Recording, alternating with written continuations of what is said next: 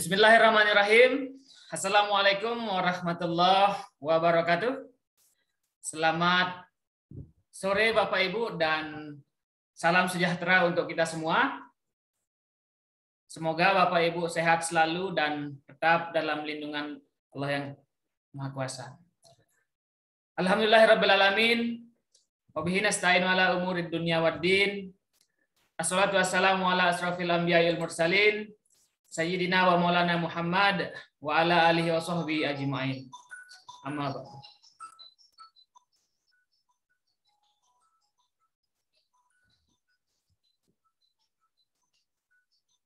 Yang saya hormati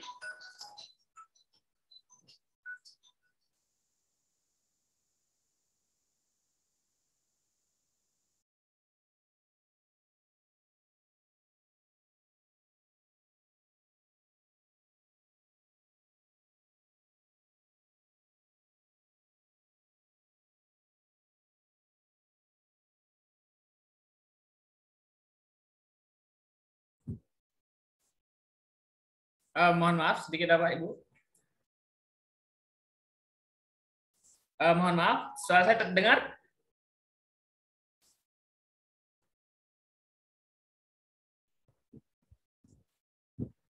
Macet ya, sebentar. Mohon maaf sebentar aja.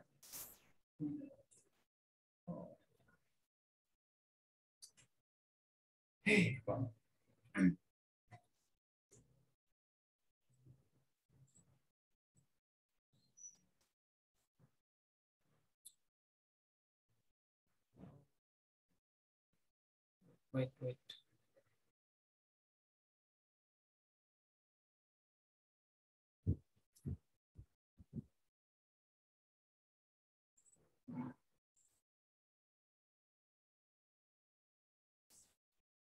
Pak Randi, mohon maaf, suara sudah terdengar?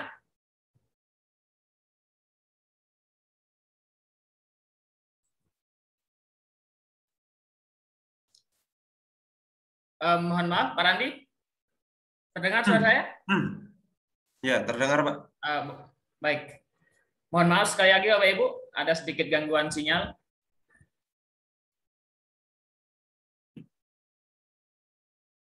Alhamdulillahirabbil alamin. Wa bihi nasta'inu ala umurid dunya waddin. Wassalatu wassalamu ala asrofil anbiya'il mursalin. Sayyidina wa maulana Muhammad wa ala alihi wa sahbihi ajmain. Amma ba'du. Yang saya hormati Bapak Randi Pratama selaku narasumber kita pada sore hari ini dan Bapak Ibu para peserta kelas virtual Guru Inovatif Indonesia dengan tema bimbingan eksklusif publikasi karya tulis ilmiah pada jurnal nasional.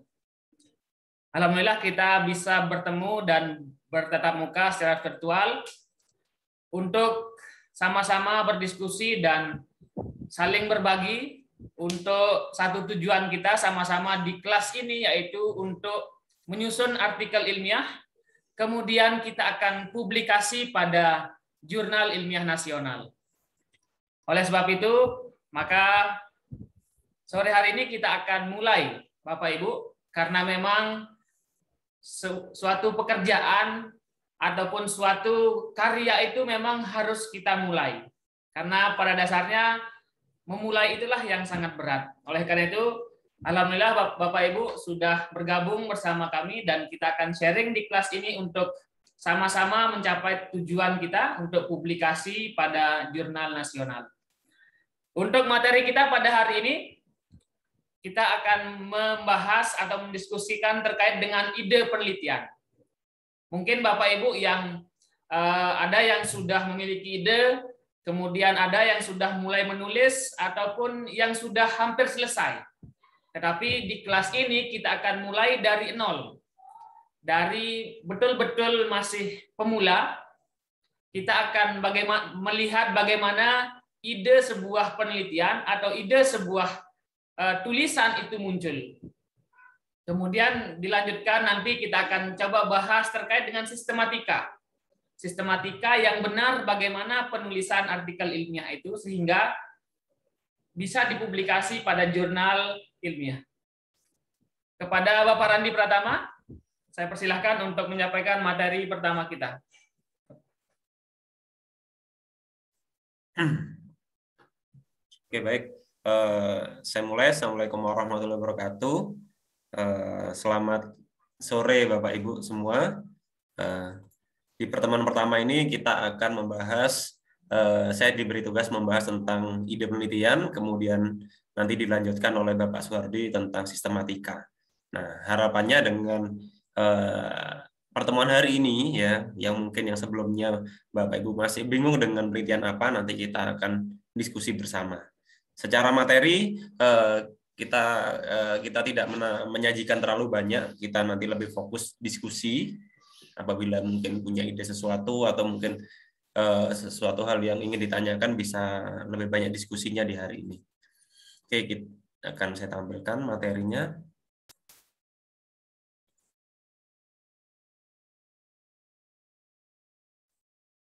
Baik, yang yaitu menemukan ide penelitian. Nah, di sini sebelumnya saya salam kenal dari saya Bapak Ibu. Ini nama saya Randi Pratama. Keseharian saya merupakan seorang pengajar di Universitas Jember, Jawa Timur. Kemudian saya juga merupakan reviewer dari beberapa jurnal nasional. Oke, lanjut. Nah, tips yang pertama, sebelum masuk tips yang pertama, yaitu membaca referensi dari perpustakaan. Nah, sebenarnya menulis artikel ilmiah ini bisa dikatakan gampang-gampang susah, gampang-gampang susah.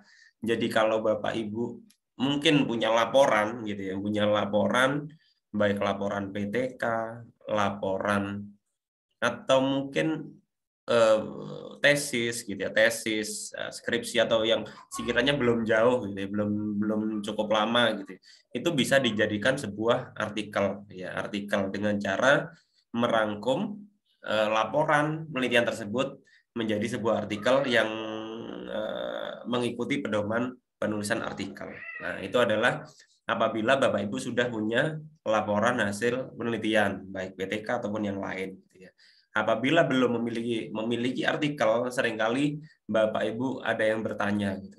Ada yang bertanya, Pak, apakah boleh saya langsung menulis artikel gitu, langsung menulis artikel saja tanpa membuat laporan, misalkan tanpa harus membuat laporan PTK dulu, apa boleh?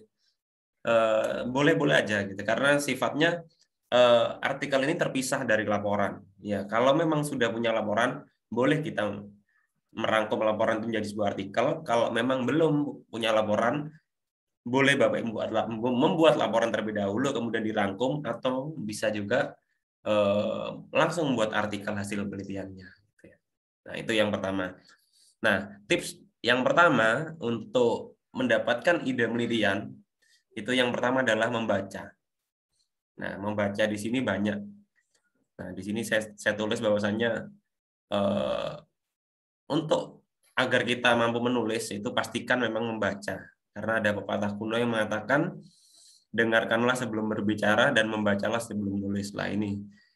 Karena sering sekali orang pengen nulis tapi bacanya males. Lah ini agak susah gitu. Termasuk nanti kami pasti akan berikan contoh-contoh ke Bapak Ibu. Nah, itu bisa dibaca. Contoh-contoh baik contoh penelitian A, contoh penelitian B, contoh ini yang sesuai template. Nah, itu bisa dibaca. Oh, nanti pasti nanti akan paham. Oh, maksudnya seperti ini.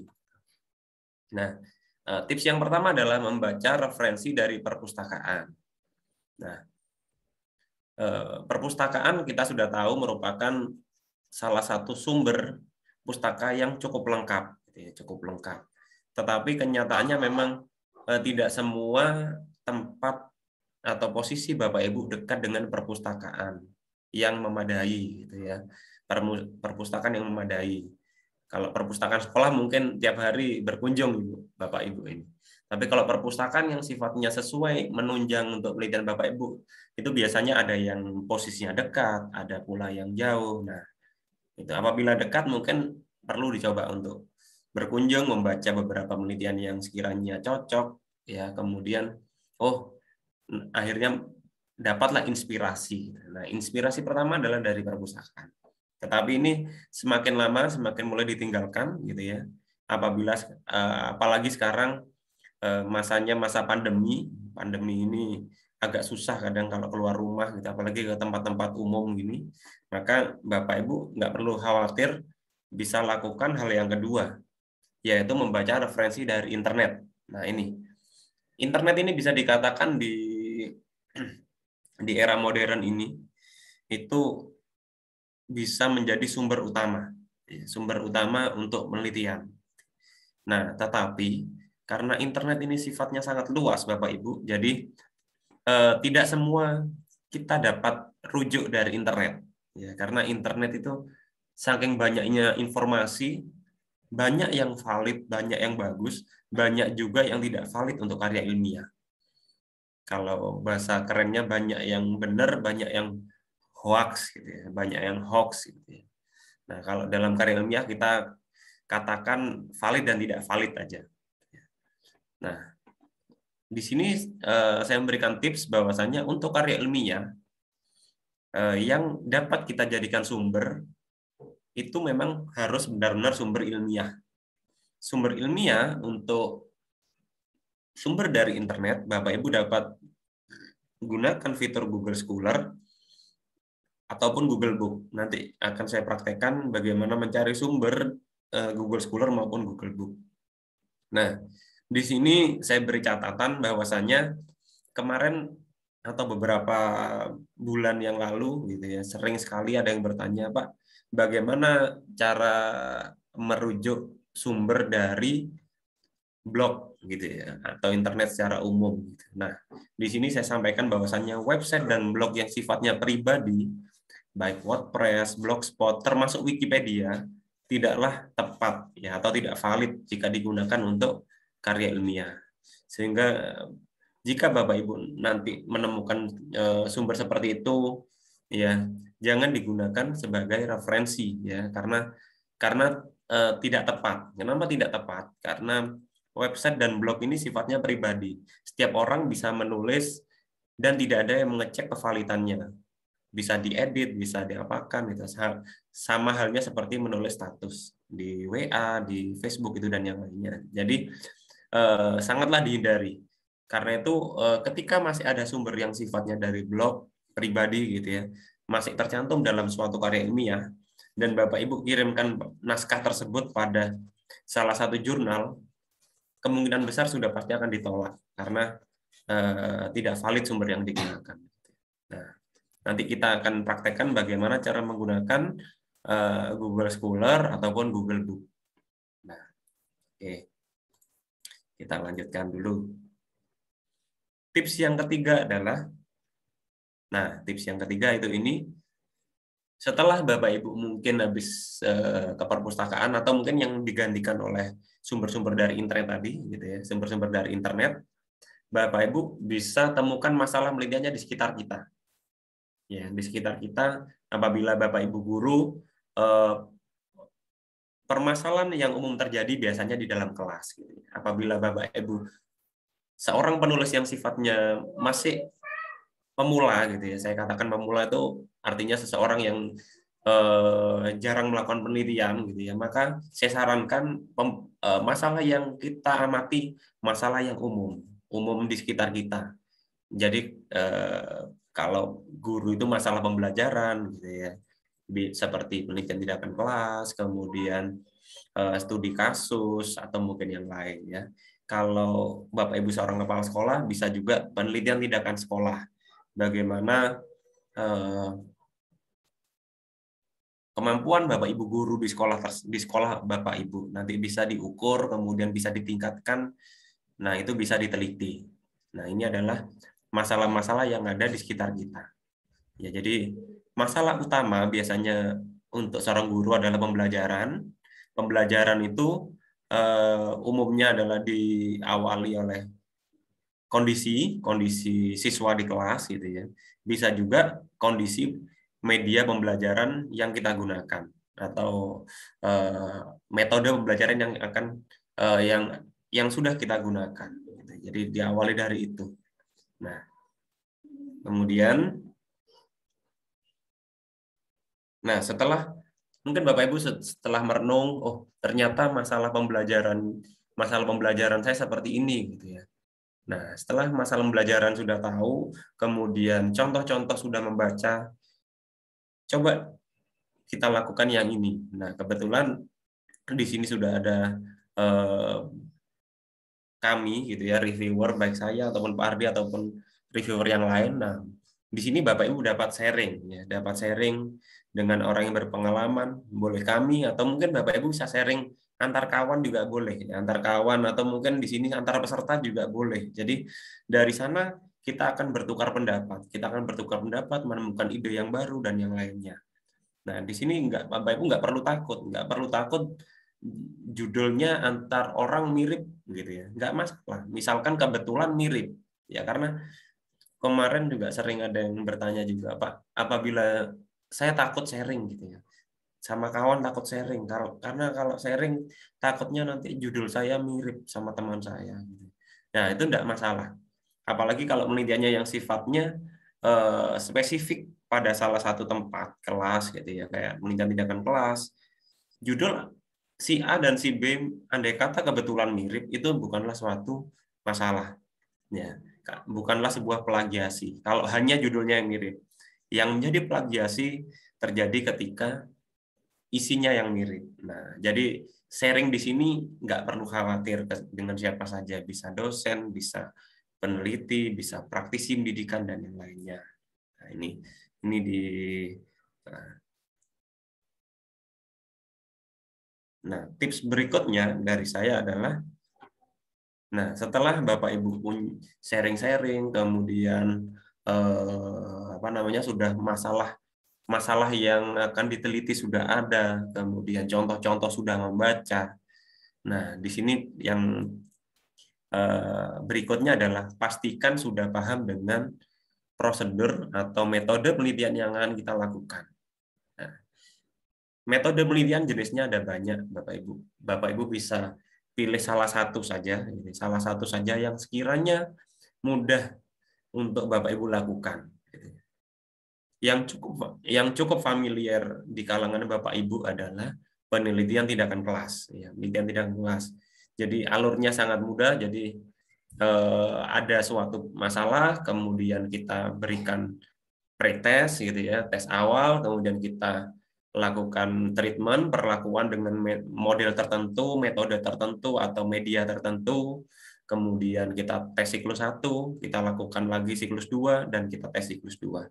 Itu adalah metode yang dilakukan ketika penelitian tindakan kelas ya. Untuk metode yang lain sangat banyak sekali. Bapak Ibu bisa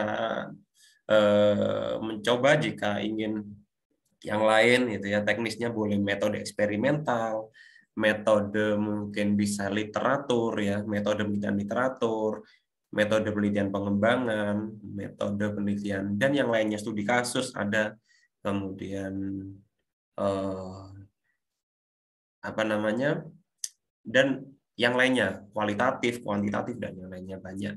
Nah, di sini memang saya sarankan kalau Bapak Ibu harus apa namanya, memilih kesesuaian masalah penelitian Bapak Ibu dengan metode penelitian yang akan Bapak Ibu lakukan. Kalau memang pembelajaran di kelas, masalahnya masalah pembelajaran, penelitian tindakan kelas adalah salah satu metode penelitian yang paling cocok. Kalau Bapak Ibu ingin menguji hipotesis gitu ya, maka Bapak Ibu harus melakukan penelitian eksperimental gitu, dan yang lainnya. Nah, untuk memahami metode ini gitu ya, biasanya ada bukunya khusus metodologi penelitian gitu ya, metodologi penelitian. Nah, itu artinya memang harus Bapak Ibu membaca terlebih dahulu kalau memang ingin mempelajari secara keseluruhan gitu, secara keseluruhan masing-masing metode. Tapi kalau sekiranya Bapak Ibu sudah mantap di salah satu metode, ya saran saya segera dilakukan, segera ditulis gitu ya. Jadi tidak perlu kita membaca semuanya kalau nanti takutnya bingung. Nanti kalau sudah paham satu, bisa ditulis satu, sudah selesai, baru mau mencoba yang lain boleh. Nah, itu biasanya seperti itu. Dan tips yang terakhir, ini tips yang terakhir dari saya adalah bulatkan niat. Gitu ya. Bulatkan niat, tentukan deadline, dan mulailah menulis. Nah, menulis ini sebenarnya tergantung dari niat, gitu. Tergantung dari niat.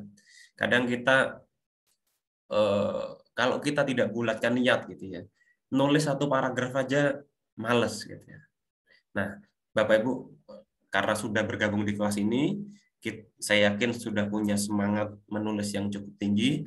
Mari kita bulatkan niatnya dan coba ditentukan deadline-nya. Deadline-nya bagaimana? Deadline-nya Bapak Ibu bisa tentukan sendiri, gitu ya. Misalkan 1 hari saya menulis 1 halaman, gitu ya.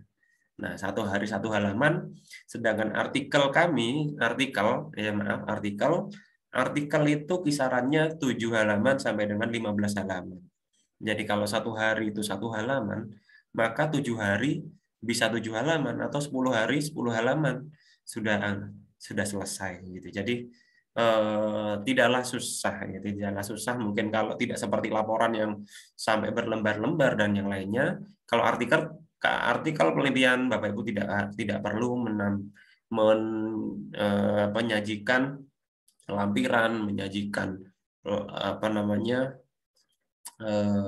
lampiran yang cukup tebal, itu nggak perlu. Jadi cukup ditampilkan sepadat mungkin, dideskripsikan dan dikaitkan dengan pendapat-pendapat ahli di dalamnya.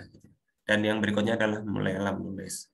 Nah, ini secara keseluruhan tadi merupakan tips-tips yang dapat kita lakukan, gitu, mulai dari baca, kemudian baca perpustakaan, internet, kemudian dan yang lainnya.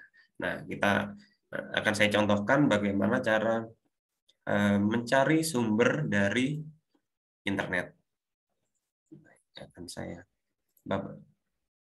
Mohon maaf ya Bapak Ibu, suara saya agak serak beberapa hari ini. Agak radang suara saya. Oke. Caranya Bapak Ibu bisa buka Google Chrome boleh, kemudian atau Mozilla juga boleh, Mozilla Firefox boleh, Google Chrome boleh. Bapak Ibu bisa buka lewat HP boleh, lewat laptop juga boleh. Nah, buka Google di sini. Nah, kalau di Google ketika Bapak Ibu nulis pembelajaran berbasis masalah, gitu misalkan, pembelajaran misalkan mencari, Pak, judul saya pembelajaran berbasis masalah, langsung nulis di Google. Nah, enter, gitu ya. Pembelajaran berbasis masalah kita tulis di Google.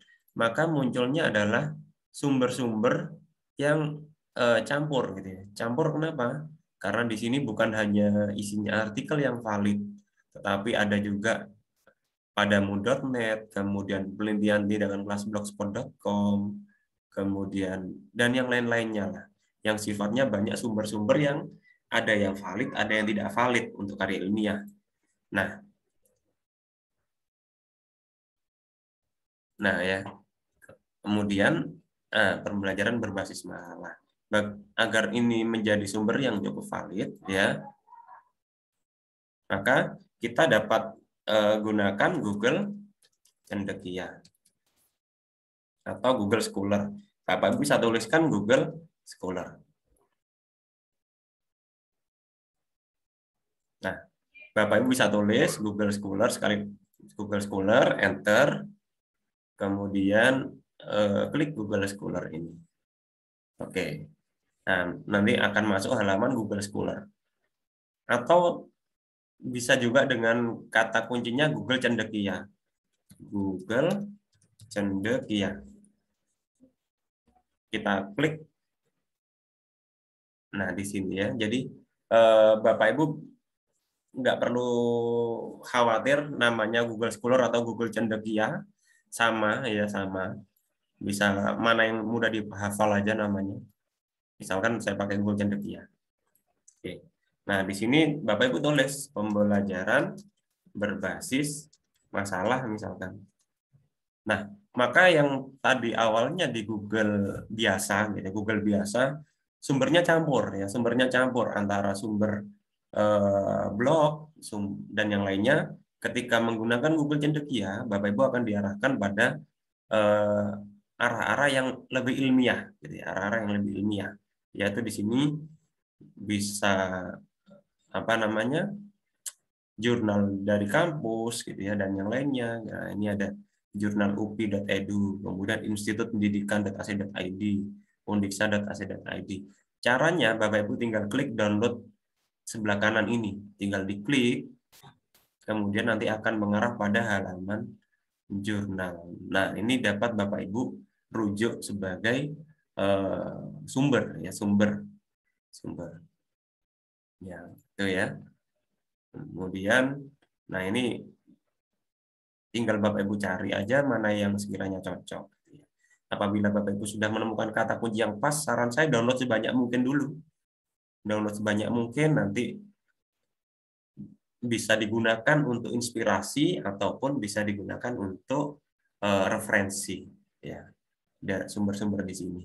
Itu yang pertama. Yang kedua, bisa juga gunakan Google Book. Google Book. Dibuka Google Book-nya.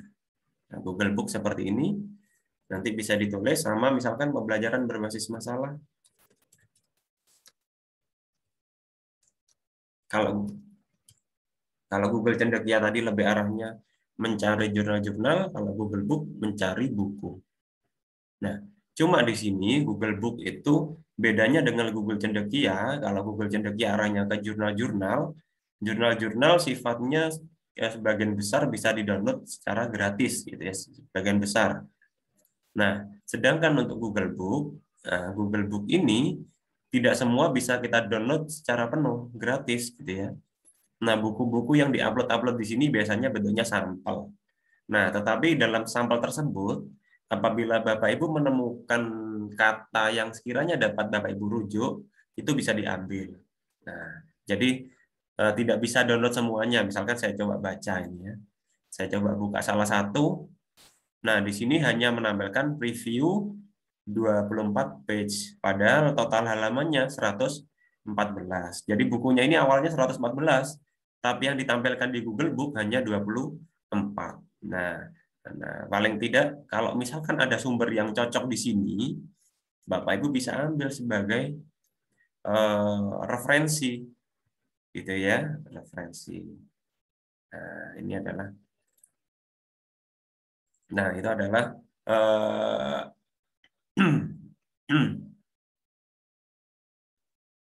ya, mungkin itu Ardi dari saya. Nanti kita mungkin lebih banyak diskusinya saja.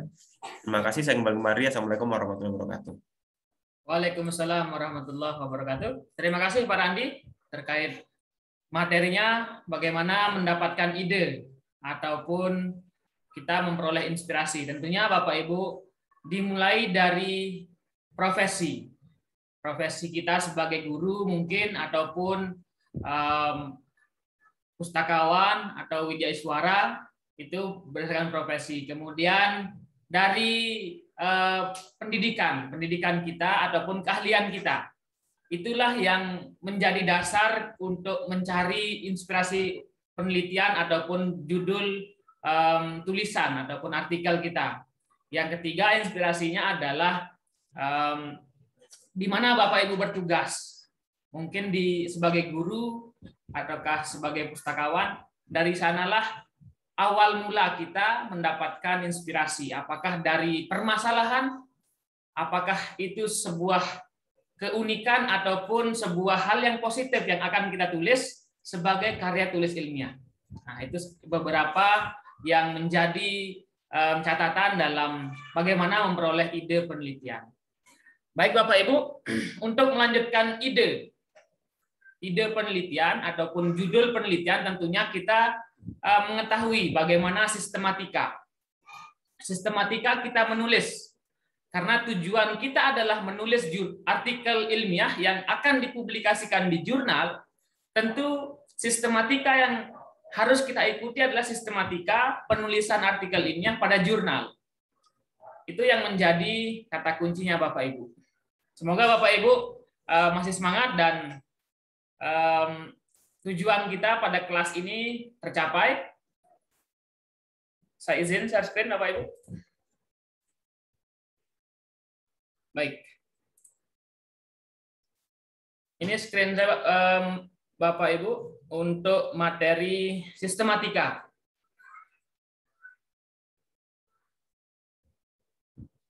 Ya. Sebelumnya salam kenal Bapak Ibu semua, peserta kelas eksklusif publikasi artikel ilmiah pada Jurnal Ilmiah Nasional. Salam kenal Bapak Ibu, saya Muhammad Suhardi. Mungkin ada yang sudah mengenal saya ataupun baru bergabung dengan Guru Inovatif Indonesia. Salam kenal. Dan semoga apa yang kita lakukan pada sore hari ini dan sudah kita ikhtiarkan bermanfaat dan berkah bagi Bapak Ibu semua. Saya dosen di Universitas Pendidikan Mandalika. Kemudian beberapa kegiatan saya diantaranya editor dan reviewer di jurnal nasional, dan tujuan kita publikasi adalah jurnal yang kami kelola. Otomatis semua persyaratan ataupun semua yang diminta oleh satu jurnal, khususnya di jurnal yang kami kelola, itulah yang akan kita ikuti, kemudian itulah yang akan kita susun bersama-sama dari 0 sampai Bapak Ibu berhasil untuk publikasi melalui tentunya bimbingan dari para reviewer di jurnal kami. Di grup WA sudah ada beberapa reviewer yang sudah bergabung, dan di sanalah kita mulai. Karena pada dasarnya seperti yang saya tulis ini, ketika kita membuat sebuah karya bukan masalah komputernya tidak ada, bukan masalah idenya tidak ada, bukan masalah ada pembimbing atau tidak, tetapi mulai inilah yang sangat berat. Pengalaman saya memang kita sudah punya semuanya, tetapi bagaimana niat yang disampaikan oleh Pak Randi tadi, kemudian diikuti dengan tindakan. Kita start, kita mulai. Nah, alhamdulillah Bapak Ibu dengan mengikuti kelas ini, start Bapak Ibu sudah bagus, dan di sini sudah ada pembimbing, kemudian sudah ada medianya, kemudian sudah ada jurnalnya untuk tujuan kita publikasi. Jadi tidak ada alasan lagi ataupun tidak ada kesempatan kita untuk beralasan. Dari sini kita mulai dan kita membuat sebuah karya tulis ilmiah yang nantinya Bapak Ibu bisa publikasikan dan manfaatkan untuk kepentingan Bapak Ibu semua. Nah, itu salam kenal dari saya Bapak Ibu. Oke. Kita bahas sistematika. Untuk sistematika tentunya sebuah cara ataupun sebuah susunan yang memang itu adalah untuk jurnal ilmiah. Jadi ada beberapa karya juga di luar sana, ada buku, ada skripsi, ada artikel populer istilahnya, itu memiliki sistematika yang berbeda-beda. Tentunya setiap karya itu memiliki sistematika dan aturan-aturan tertentu. Sebelum dari itu, saya sedikit, karena ini masih kita perkenalan, supaya tidak membingungkan istilah-istilah yang ada dalam sebuah karya tulis ilmiah, saya coba perkenalkan sedikit terkait dengan istilah laporan penelitian. Kemudian ada istilah artikel ilmiah, kemudian ada istilah jurnal ilmiah, kemudian ada istilah sitasi, ada istilah plagiasi, ada istilah publikasi, dan lain sebagainya. Nah, 5 istilah ini kan saya coba perkenalkan Bapak Ibu. Ada istilah laporan. Laporan itu contohnya seperti laporan PTK Bapak Ibu, ataupun skripsi, tesis, dan disertasi. Itulah contoh laporan penelitian, ya, laporan ilmiah yang Bapak Ibu tulis ketika waktu masih S1, S2 ataupun menulis laporan PTK, itu merupakan sebuah dokumen tertulis hasil dari riset ataupun hasil dari kajian-kajian Bapak Ibu secara ilmiah. Kemudian yang kedua, artikel. Nah, artikel inilah yang tujuan kita pada kelas ini, yaitu kita akan menyusun berdasarkan hasil penelitian ataupun hasil dari pengalaman ataupun hasil dari kajian. Karena pada prinsipnya ada beberapa jenis yang di luar dari laporan artikel ilmiah dari penelitian, ada juga artikel ilmiah dari hasil kajian literatur misalkan, ataupun hasil kajian dari pengalaman kita sendiri, yaitu best practice. Nah, itu adalah artikel ilmiah yang biasanya memiliki aturan juga. Tidak hanya skripsi ataupun disertasi yang memiliki aturan, artikel ilmiah pun memiliki aturan dan sistematika. Nanti kita akan pelajari lebih lanjut.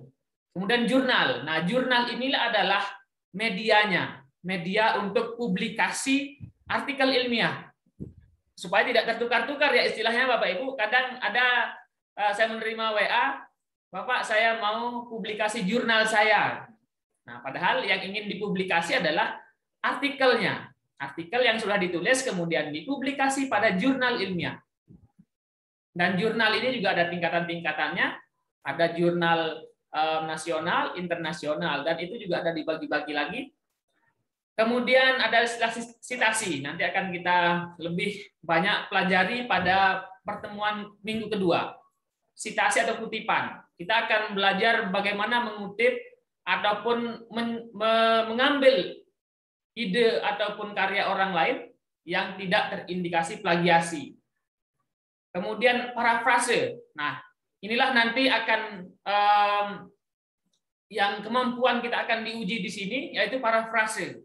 Yaitu bagaimana kita bisa merubah, menulis kalimat kita sendiri berdasarkan ide dan gagasan ataupun teori dan sumber yang kita ambil dari orang lain. Nah, dan bagus sekali tadi yang saya dengar di Pak Randi tadi, kita coba untuk belajarlah membaca. Membaca sebelum kita menulis. Ketika kita sudah baca, kemudian kita sudah pahami apa isi yang kita baca, itulah barulah kita menulis. Nah, itu makanya Bapak Ibu nanti akan kami berikan beberapa contoh artikel ilmiah, baik itu PTK, best practice, literatur, dan kualitatif. Dan Bapak Ibu bisa baca-baca terlebih dahulu dan temukan inspirasinya di sana. Oke, kita lanjut. Nah, laporan penelitian. Nah, ini perbedaan secara khusus dalam sistematika. Karena kita berbicara sistematika, laporan penelitian seperti skripsi, tesis, ataupun laporan PTK Bapak Ibu, seperti inilah modelnya. Ada judul, kemudian ada bab 1, bab 2, sampai dengan bab 5 dan daftar pustaka serta lampiran. Kalau di artikel yang dipublikasi di jurnal itu tidak ada bab. Nah, seperti ini penjelasannya Bapak Ibu. Kalau artikel ilmiah itu hanya ada judul, kemudian identitas penulis, abstrak, kemudian ada pendahuluan atau latar belakang, metode, pembahasan, hasil dan penelitian dan pembahasan, dan daftar pustaka. That's it, selesai. Kalau laporan itu biasanya tebal dia, tebal sekitar 50 sampai 100 halaman. Mungkin kalau Bapak Ibu ingat skripsinya dulu, mungkin lebih dari 50 sampai 100 halaman mungkin. Nah, kalau di artikel itu paling banyak pengalaman kami lihat artikel itu hanya 15 halaman. Ada mungkin yang 20, tetapi sangat sedikit sekali. Bahkan ada juga artikel ilmiah yang hanya 5 lembar. Dan itu bisa dipublikasi. Karena pada dasarnya artikel ilmiah adalah ringkasan yang sangat padat dari hasil laporan penelitian ataupun hasil kajian literatur. Seperti itu. Kalau di laporan itu ada bab 1, ataupun kita mulai dari judul, sama artikel ilmiah juga memiliki judul. Sama model judulnya ataupun karakter judulnya. Karena sama-sama karya tulis ilmiah. Judulnya sama.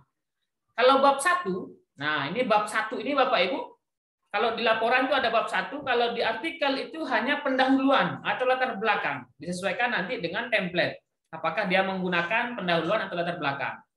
Nah, di pendahuluan itu hanya satu saja, tidak ada rumusan masalah, tujuan, dan lain-lain. Nah, kadang-kala ada saya melihat memang artikel Bapak Ibu masih menuliskan rumusan masalah, tujuan, manfaat, signifikansi dibilang. Nah, itu salah Bapak Ibu ya.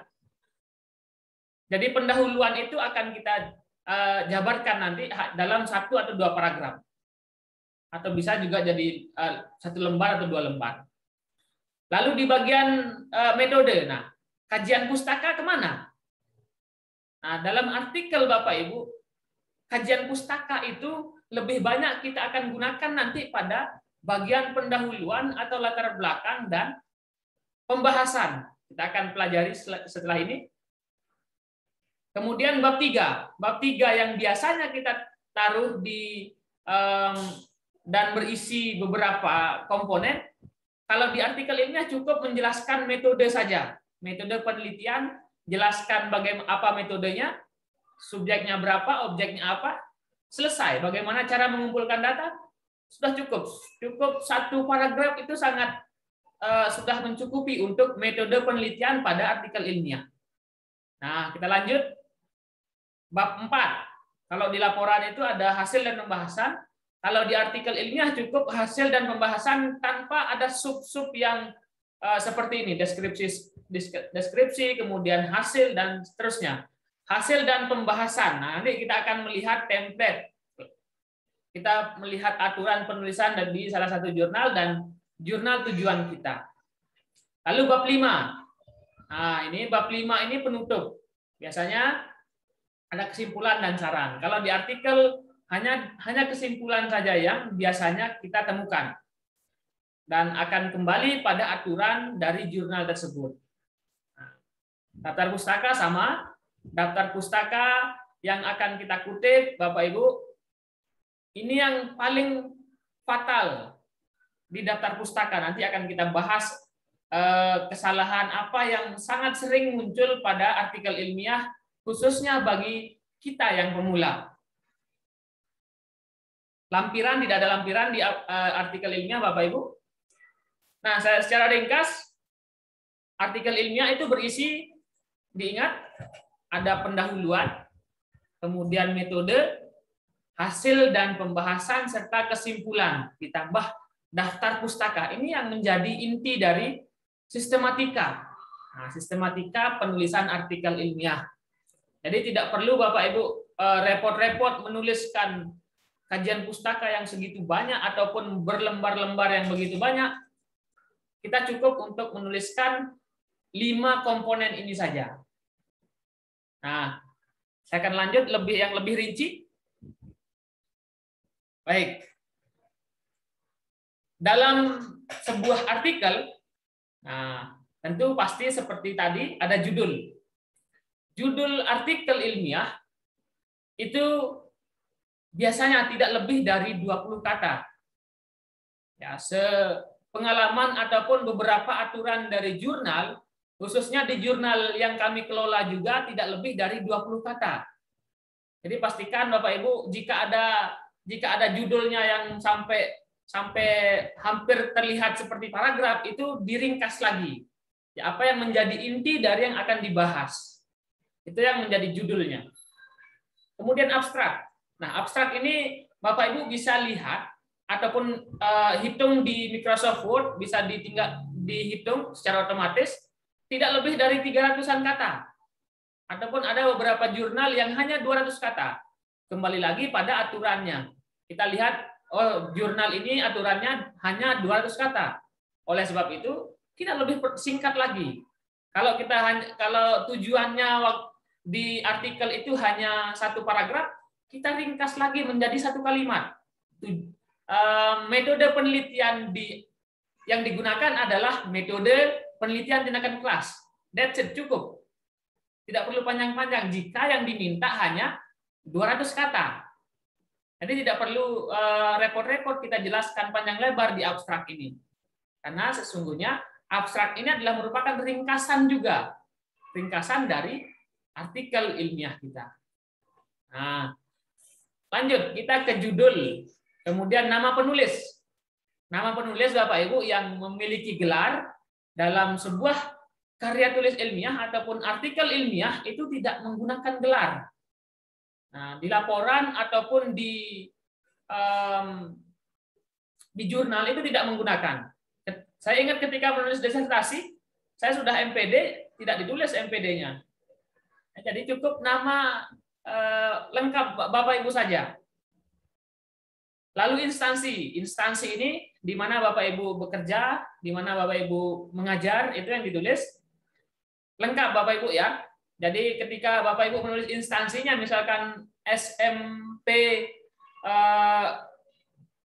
1 apa gitu, yang tidak dikenal mohon ditulis lebih lengkap, SMP 1 Kepanjen, Malang, Jawa Timur. Nah, seperti itu kan lebih lengkap jadinya, tidak hanya SMP 1 Kepanjen, mana namanya Kepanjen, kadang kalau orang membaca kan butuh kelengkapan seperti itu. Kemudian ada di corresponding author atau email, alamat emailnya ataupun nomor WA. Ini bisa dicantumkan pada setelah instansi di identitas penulis. Nah, ini adalah kerangkanya Bapak Ibu. Ada abstrak yang saya jelaskan tadi, kemudian ada bagian nomor A, huruf A, pendahuluan, kemudian metodenya apa, hasil dan pembahasannya, kesimpulan dan daftar pustaka. Sangat simpel kan Bapak Ibu? Dan umumnya tidak lebih dari 15 halaman. Kalau Bapak Ibu menulis artikel sampai 20 halaman, insya Allah akan disuruh ringkas lagi. Oke? Ataupun menjadi 10 halaman, itu sangat bagus sekali Bapak Ibu. Lanjut, isi abstrak. Nah, abstrak ini Bapak Ibu, seperti yang dijelaskan tadi, itu tidak lebih dari 300 kata. Nanti kita akan lihat contoh artikel yang sudah publis secara jelas. Kemudian abstrak itu tidak ada kutipan. Tidak ada kutipan-kutipan ataupun pendapat orang di abstrak. Jadi abstrak itu hanya berisi adalah tujuan penelitian kita apa, kemudian metode penelitiannya apa, hasil dan kesimpulan, selesai. Dan tidak lebih dari 300 kata. Dan kembali pada aturan jurnal itu. Nanti kami akan coba bedah satu aturan jurnal. Kemudian kata kunci atau kata kunci itu biasanya di bawah abstrak yang hanya beberapa frase atau kata itu. Jadi keyword atau kata kunci itu merupakan frase atau istilah yang dibahas pada artikel ataupun jurnal yang ada. Nah, kemudian tidak lebih dari 5 kata atau istilah frase. Nah, jangan sampai ada sampai 10-15 kata kunci, itu maksimal sudah 5 kata atau frase ya Ibu, untuk diingat. Kita lanjutkan. Khusus di proyek kita untuk minggu ini, karena kita akan pertemuan minggu depan lagi, Bapak Ibu bisa mulai menyusun. Jika sudah idenya ketemu, kemudian kita akan buat latar belakang. Nah, latar belakang ataupun alasan kenapa kita menulis, kenapa kita meneliti. Nah, itulah yang akan disajikan pada pendahuluan yang berisi memang latar belakang ataupun alasan kita. Alasan yang pertama adalah jelaskan di sana pokok masalahnya apa. Apa sih masalahnya sehingga kita meneliti ini gitu. Misalkan sekarang masalahnya adalah sulit untuk bertemu tatap muka. Nah, itulah ada sebuah masalah. Itulah yang disampaikan pada pendahuluan. Kita sulit untuk bertatap muka, pembelajaran menjadi susah, kemudian interaksi antara siswa dan guru tidak sedekat dulu. Itu yang harus dijelaskan pada poin pertama. Masalahnya di lapangan seperti apa. Oke. Kemudian jelaskan pentingnya, ya, pentingnya masalah tersebut untuk diteliti. Artinya ketika kita sudah mengemukakan permasalahan di lapangan, kenapa kita harus teliti? Apa sih pentingnya? Ya, kalau nggak penting ya ngapain repot-repot untuk ditulis gitu. Jadi kita jelaskan pada paragraf kedua, paragraf ketiga misalkan nanti pentingnya masalah itu diteliti sehingga memang ada manfaatnya nanti di situ. Jadi manfaat penelitian itu lebih Bapak Ibu tulis di pendahuluan atau latar belakang. Penelitian ini seperti ini gitu manfaatnya, ataupun sangat penting untuk diteliti karena akan mendapatkan ini. Nah, itulah yang dijelaskan pada paragraf setelah pokok masalahnya apa. Dalam pendahuluan atau latar belakang, jangan lupa tidak hanya kita melihat kenyataannya di lapangan, bandingkan juga seperti apa idealnya. Yang ideal biasanya dari hasil penelitian ataupun dari teori-teori yang sudah dihasilkan. Apakah itu dari jurnal ataupun buku. Kita akan kaitkan dengan teori juga. Karena pada dasarnya masalah yang kita temukan itu adalah gap antara yang ada di lapangan dan kenyataannya. Kenyataan yang ada di lapangan dan idealnya seperti apa. Idealnya dikatakan, oh kita menggunakan Zoom gini untuk di masa pandemi untuk pembelajaran, tetapi ada juga permasalahannya di sana.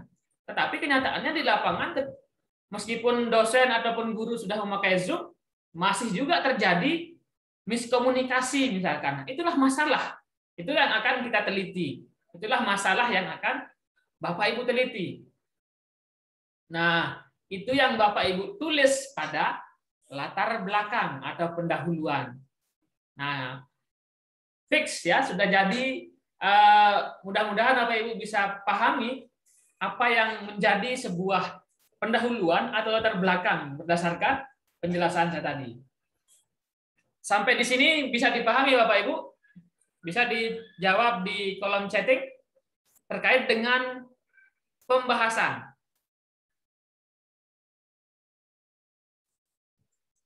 Oh, poin 3, sorry. Ini adalah poin ketiganya Bapak Ibu. Salah nomor. Ini adalah poin ketiga. Mudah-mudahan bisa dipahami Bapak Ibu ya. Poin 1, poin 2, dan poin ketiga. Inilah yang menjadi dasar Bapak Ibu menulis latar belakang. Jadi nggak perlu kita mutar-mutar ke ke undang-undang, kemudian ke pendapat artinya ketika kita ingin menulis sebuah artikel atau laporan, to the point saja. Masalahnya apa? Kemudian pentingnya apa? Kemudian dasar teorinya apa? Gitu. Nah, ini ada dari Pak Habib Bastari menanyakan latar belakang maksimal berapa paragraf? Saya berikan bocorannya dalam sebuah artikel. Pada bagian pendahuluan, jika artikel Bapak Ibu berjumlah 10 halaman, usahakan paragrafnya itu pada pendahuluan hanya 20% saja. Artinya 2 lembar saja. Jika artikel Bapak Ibu berjumlah 10 halaman. Oke? Jika artikel Bapak Ibu berjumlah kurang dari itu, tinggal dikurangi. Idealnya adalah 20% dari total keseluruhan tulisan Bapak Ibu, yang biasanya maksimal 15 halaman. Jadi cukup latar belakang itu 2 halaman saja. Jelaskan pokok masalahnya, jelaskan pentingnya penelitian ini, dan jelaskan apa dasarnya, dan dikaitkan dengan teori ideal dan kenyataan di lapangan. Itu yang menjadi latar belakang atau pendahuluan. Ada pertanyaan dari Bu Sri Nuryanti. Pendahuluan, apakah kita harus penelitian terlebih dahulu atau studi pendahuluan? Tentu Bapak Ibu, kita menemukan ide itu adalah studi pendahuluan. Kita melihat misalkan, kita melihat fenomena sekarang, fenomena semua menggunakan pembelajaran online dengan berbagai macam fitur. Ada menggunakan Zoom meeting, ada yang menggunakan Microsoft Teams, ada yang menggunakan macam-macam sekarang namanya. Nah, kita melihat fenomena, tetapi dari sekian online tersebut kita melihat nih, kita ataupun mengalami secara pribadi gitu. Kemudian kita merasa tidak nyaman ataupun memang tidak efektif seperti itu. Itulah studi pendahuluan ataupun penelitian awal. Nah, itu adalah bagian dari pendahuluan kita ataupun latar belakang dari sekian banyak fitur online. Nah, tetapi tidak efektif juga ataupun merasa kurang nyaman. Siswa, kita tanyakan guru, apakah nyaman Bapak Ibu menggunakan ini Zoom misalkan. Ternyata tidak juga. Nah, itulah sebuah studi pendahuluan yang menjadi alasan kita meneliti sejauh mana efektivitas media online dalam pembelajaran seperti itu. Itu ketemu sudah inti dari masalahnya ataupun judulnya. Kita akan melihat efektivitas pembelajaran menggunakan Zoom misalkan. Apakah efektif? Nah, perlu diteliti dan dikaji. Ini untuk latar belakang Bapak Ibu. Kita masih di jam sekitar 10 menit lagi ya. Oke. Tadi sudah dijelaskan sama Bapak Randi bagaimana Bapak Ibu mendapatkan referensi. Oh ya, tadi ada yang bertanya, kenapa sumber dari .com, .net ataupun blog atau Wikipedia itu tidak valid untuk Bapak Ibu menjadikan referensi dalam sebuah artikel ilmiah? Pada dasarnya Bapak Ibu, sumber-sumber yang .com ataupun Wikipedia itu bisa diedit oleh siapa saja dan bukan berdasarkan hasil riset ataupun hasil kajian. Oke, sekali lagi, kenapa sumber yang dari media online itu tidak valid? Karena itu bisa ditulis oleh sama siapa saja, kemudian diedit oleh sama siapa saja, dan sumbernya tidak valid. Ya. Tapi itu adalah koran terbaru gitu kan, informasi terbaru. Boleh Bapak Ibu, kami tidak dalam artikel itu tidak dilarang 100%, tetapi usahakan sumber itu diminimalisir mungkin. Jika memang ada yang sangat sudah valid, itu sudah ada data-data lengkapnya misalkan, ataupun dari media yang terpercaya misalkan Kompas gitu, ataupun liputan apa gitu. Tapi memang untuk diminimalisir, tidak dianjurkan. Itu untuk sumber Bapak Ibu ya. Tadi sudah dicontohkan oleh Pak Randi bagaimana mendapatkan sumber, dan nanti di kelas ini kami akan berikan contoh-contoh artikel-artikel dari berbagai metode penelitian yang bisa Bapak Ibu baca dan jadikan referensi. Lanjut ke metode. Nanti akan kita bahas lebih rinci. Untuk hari ini kita memang akan membahas sistematika secara umum yang bisa Bapak Ibu ikuti. Nah, metode yang dalam artikel di sistematikanya yaitu cukup kita jelaskan langkah-langkahnya saja. Kita menggunakan metode penelitian apa, langkahnya seperti apa, kemudian sumbernya dari mana, sumber datanya, sudah cukup sampai di sana. Jadi nggak perlu Bapak Ibu repot-repot untuk panjang lebar untuk menjelaskan. Di metode penelitian jangan sampai terlalu banyak ataupun jangan ada teori, jangan ada kutipan. Cukup Bapak Ibu jelaskan metode penelitian dalam artikel ini adalah metode penelitian tindakan kelas ataupun metode penelitian kualitatif deskriptif dengan alat analisa studi kasus misalkan, ataupun Bapak Ibu jelaskan setelah itu langkah-langkahnya apa, apakah pengumpulan data sampai dengan mengambil kesimpulan. Itu saja yang dijelaskan pada bagian metode. Jika memang dirasa dibutuhkan berapa subjeknya, berapa objeknya dalam penelitian kuantitatif misalkan atau kualitatif, itu bisa disebutkan. Ya. Yang jelas pada bagian metode penelitian itu hanya 10% dari keseluruhan total artikel kita.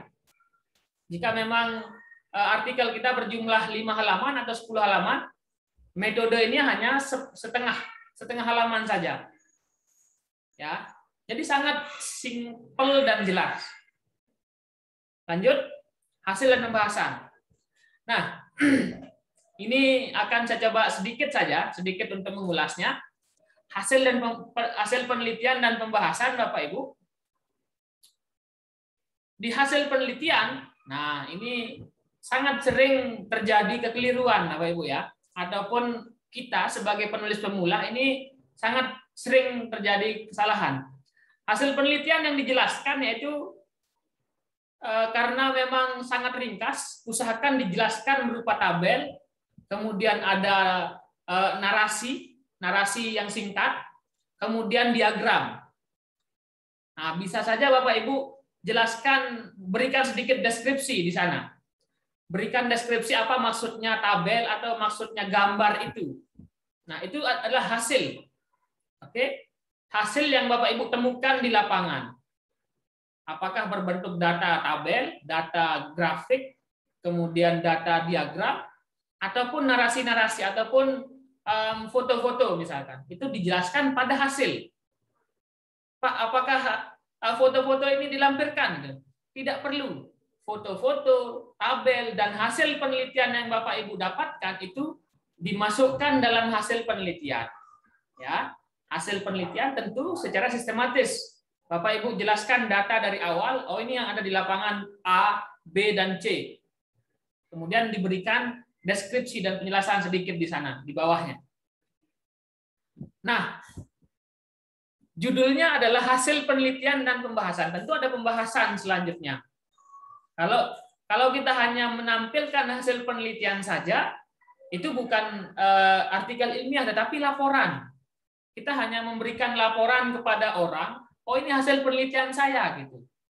Tetapi apakah Bapak Ibu membahasnya ataupun mengulasnya sebagai seorang peneliti atau penulis gitu.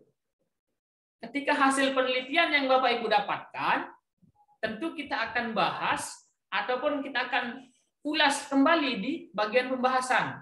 Oh ternyata di dalam hasil penelitian saya menemukan metode A ternyata efektif di sekolah ini. Oke, saya berikan contoh karena sangat banyak sekali dari pengalaman saya melihat artikel Bapak Ibu hanya menampilkan hasil penelitian. Nah, ini sangat penting. Pembahasan Bapak Ibu ya. Katakan di hasil penelitian ini Bapak Ibu temukan bahwa metode A efektif dalam pembelajaran di kelas A. Oke, metode A efektif di kelas A atau di pembelajaran A. Misalkan Bapak Ibu di kelas hasilnya ya. Apa yang akan kita bahas? Nah, apa yang akan kita bahas? Nah, kita akan ulas kenapa metode A ini efektif. Kita lihat dalam teorinya, apakah memang dari sisi faktor-faktor yang mendukung, atau memang ada sesuatu, ada hal yang menjadikan metode A tadi efektif di kelas. Nah, itu akan Bapak Ibu lihat kembali teorinya atau hasil penelitian yang sudah ada. Nah, ketika itu Bapak Ibu lihat di pembahasan ataupun menguraikan di pembahasan, akan membandingkan hasil penelitian Bapak Ibu dengan teori, ataupun kita akan melihat lagi apakah memang kita sebagai peneliti akan memberikan informasi berdasarkan teori gitu. Jadi kita hanya memberikan informasi hasil penelitian di lapangan saja, kita akan bahas dan ulas pada bagian pembahasan ini. Nah, jadi interpretasi yang berisi penilaian terhadap kesenjangan dari teori dan hasil penelitian yang disajikan, dan membandingkan hasil penelitian dengan penelitian sebelumnya. Oke, nanti akan kita bahas secara detail nanti ketika di minggu ke-3. Nah, kemudian simpulan dan saran ini oke. Lalu daftar pustaka. Nah, ini yang memang menjadi dilema kadang-kadang. Saya melihat penulis kita sebagai penulis pertama, penulis pemula gitu ya, kadang tidak memperhatikan ini. Padahal rahasia reviewer melihat artikel Bapak Ibu hanya melihat daftar pustaka pada awalnya. Masa bodoh deh. Ini khusus saya ya. Ketika saya melihat atau mereview artikel Bapak Ibu, saya lihat daftar pustakanya dulu. Oh, daftar pustakanya sudah ada, cukup nih, ada 10 misalkan. Kemudian dari sumber yang valid. Kita lihat daftar pustaka sudah oke, kemudian kita lihat di teksnya sudah ada, nah barulah kita lihat judulnya. Nah, ketika daftar pustakanya saja sudah nggak jelas gitu kan, otomatis isinya juga mesti akan berantakan seperti itu. Itu bagi saya pribadi Bapak Ibu ya. Mungkin reviewer lain memiliki teknik sendiri. Tapi bagi saya daftar pustaka ini sangat penting. Karena kesalahan pemula adalah tidak memperhatikan ini. Cara penulisan daftar pustaka yang benar. Oke? Mungkin kita dari dulu pernah belajar gitu. Penulisan daftar pustaka yang baik dan benar itu kita sering belajari. Cuman kita mungkin enggan. Ya. Enggan kita untuk mengikuti yang baik dan benar itu seperti apa. Apakah namanya dibalik terlebih dahulu, kemudian selanjutnya apa, dan seterusnya apa. Nah, nanti akan kita bahas pada pertemuan selanjutnya bagaimana mengutip dan menulis daftar pustaka yang benar. Dan kutipan. Nah, ini tentu daftar pustaka yang Bapak Ibu tulis harus ada di badan teks atau di naskah artikel Bapak Ibu. Jangan sampai kutipan ataupun teori-teori yang Bapak Ibu kutip di teks, khususnya pada bagian pendahuluan dan pembahasan itu tidak Bapak Ibu tulis di daftar pustaka. Begitu juga sebaliknya. Apa yang Bapak Ibu tulis di daftar pustaka wajib hukumnya ada di teks. Lalu bagaimana ketika saya mengambil yang ada di tesis saya? Apakah daftar pustaka yang di tesis saya juga dipindahkan di artikel? Tidak, Bapak Ibu. Jadi apa yang Bapak Ibu tulis ataupun kutip yang ada di artikel, itulah yang ada di daftar pustaka. Jadi jangan kita punya laporan nih, laporan PTK. Nah, semua daftar pustaka itu kita copy paste di artikel kita. Itu kurang tepat Bapak Ibu ataupun salah. Jadi apa yang kita tulis di teks, apa yang kita kutip dari pendapat ahli ataupun buku ataupun jurnal yang ada di naskah artikel kita, itulah yang kita tulis di daftar pustaka dan sebaliknya. Nah, itu yang harus diperhatikan ketika kita menyusun sebuah artikel. Nah, tipsnya Bapak Ibu, sedikit saja tips dan saran. Kita akan lihat contoh artikel. Nah, ada pepatah yang mengatakan kalau tadi kita membaca terlebih dahulu sebelum menulis. Nah, saya lanjutkan sedikit tips itu. Kita lihat contohnya dulu. Ya. Kita lihat contohnya terlebih dahulu. Oh, seperti ini loh artikel, seperti ini loh kita menulis sebuah karya tulis ilmiah gitu. Nah, yang nanti akan kami coba fasilitasi memberikan contoh-contoh yang ada. Kemudian mulailah menulis. Nah, kita lihat contohnya sudah ada, kita perhatikan, kemudian kita catat apa saja komponen-komponennya. Yang kedua, kita lihat template jurnal. Tentunya Bapak Ibu nanti karena tujuan publikasi kita di kelas ini adalah di jurnal yang kami kelola. Nah, tentunya template-nya itu harus mengikuti jurnal tujuan publikasi. Ya, sekali lagi tujuan publikasi kita di kelas ini adalah jurnal yang kami kelola, bukan jurnal orang lain. Sama seperti ketika kita tulis skripsi dulu. Tentunya pedoman yang kita pakai adalah pedoman yang ada di kampus kita sendiri. Tidak mungkin kita pakai pedoman yang ada di kampus sebelah. Oh, kena coret sama daftar penguji kita ataupun pembimbing. Jadi yang kita pakai aturan yang ada di tujuan kita, institusi kita. Nah, nanti akan kami coba buka sedikit. Itu adalah aturan-aturan penulisan. Nah, kemudian lihat contoh artikel yang sudah terpublikasi pada jurnal tujuan. Oh, seperti ini loh jurnal tujuannya. Kemudian contoh-contoh artikel yang pernah dipublikasi ataupun yang sudah dipublikasi di jurnal tersebut. Oke. Aturan penulisan. Nah, aturan penulisan dari penerbit atau jurnal itu bersifat mutlak dan tidak bisa diganggu-gugat. Oh, Pak, ini di tengah, nama penulisnya di tengah, boleh nggak saya tulis di kiri atau di kanan? Itu nggak boleh sama sekali. Jadi sifatnya mutlak sama sekali, mutlak harus mengikuti template atau panduan yang ada pada jurnal. Nah, tidak bisa kita menulis semau kita seperti itu ya. Oke, itu adalah sedikit materi dari saya, dan sekali lagi Bapak Ibu sudah tepat berada di sini di kelas ini, dan kita berusaha untuk membiasakan diri tentunya. Bapak Ibu mungkin beranggapan saya atau narasumber yang lain atau Pak Randi itu sudah expert gitu kan, sudah wah Bapak kan sudah doktor gitu kan, saya masih guru SD gitu, udah tua gitu kan. Itu salah Bapak Ibu ya. Saya bisa berhasil mempublikasikan tulisan karena terbiasa, bukan karena pintar ataupun bukan karena dokter. Karena saya terbiasa untuk menulis. Ya.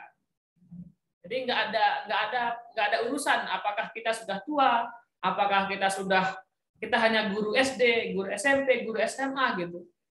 Tetapi mutlak ataupun benar-benar karena kita sudah terbiasa untuk melakukannya. Jadi dari sekarang, bismillah kita akan coba untuk membiasakan diri untuk menulis, kemudian kita akan publikasi di jurnal. Entah apakah itu Bapak Ibu mau gunakan jurnal tersebut untuk kenaikan pangkatkah ataupun yang lain, itu adalah sebuah bonus saja. Tetapi ketika kita mampu untuk menulis dan menerbitkan sebuah jurnal, itu merupakan sebuah kebanggaan tersendiri. Sedikit saya akan sharing terkait dengan template jurnal yang nanti akan saya coba bagikan di grup. Nah, dalam aturan jurnal kami juga sudah ada beberapa aturan. Nah, seperti judulnya sudah ada, center, kemudian huruf menggunakan huruf apa, marginnya seperti apa, dan jumlah katanya seperti apa. Oke, mungkin di sini kami pakai 20 kata ya. Ini template yang lama. Judul artikel ini ditulis singkat. Nah, seperti ini. Ini adalah template Bapak Ibu.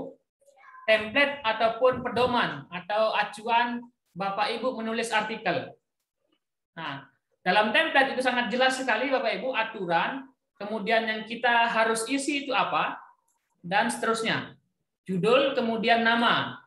Nah, ini kan nama penulis tanpa gelar. Ini sangat jelas sekali ya Bapak Ibu. Jadi kalau Bapak Ibu punya gelar profesor pun nggak ditulis di sini. Ya, kemudian sekolah asal. Kemudian email dan WhatsApp-nya seperti apa. Nah, ini untuk memudahkan corresponding ataupun kita saling berkomunikasi. Tetapi alhamdulillah di kelas ini kita berkomunikasi di grup. Di grup sudah ada beberapa reviewer di sana, dan itu yang akan kita diskusi di sana. Nah, sampai marginnya, kemudian hurufnya berapa, spasinya berapa, itu sudah diatur oleh template. Nah, kemudian abstrak. Nah, ini abstrak sudah sangat jelas. Isinya yaitu sudah jelas di sini Bapak Ibu, dan antara katanya itu dari 150 sampai 300 kata. Oke. Sangat-sangat jelas sekali seperti yang saya jelaskan tadi. Kemudian kita coba target ya Bapak Ibu. Memang di kelas ini kita akan coba untuk membuat sebuah karya, dan nanti kami fasilitasi untuk publikasi.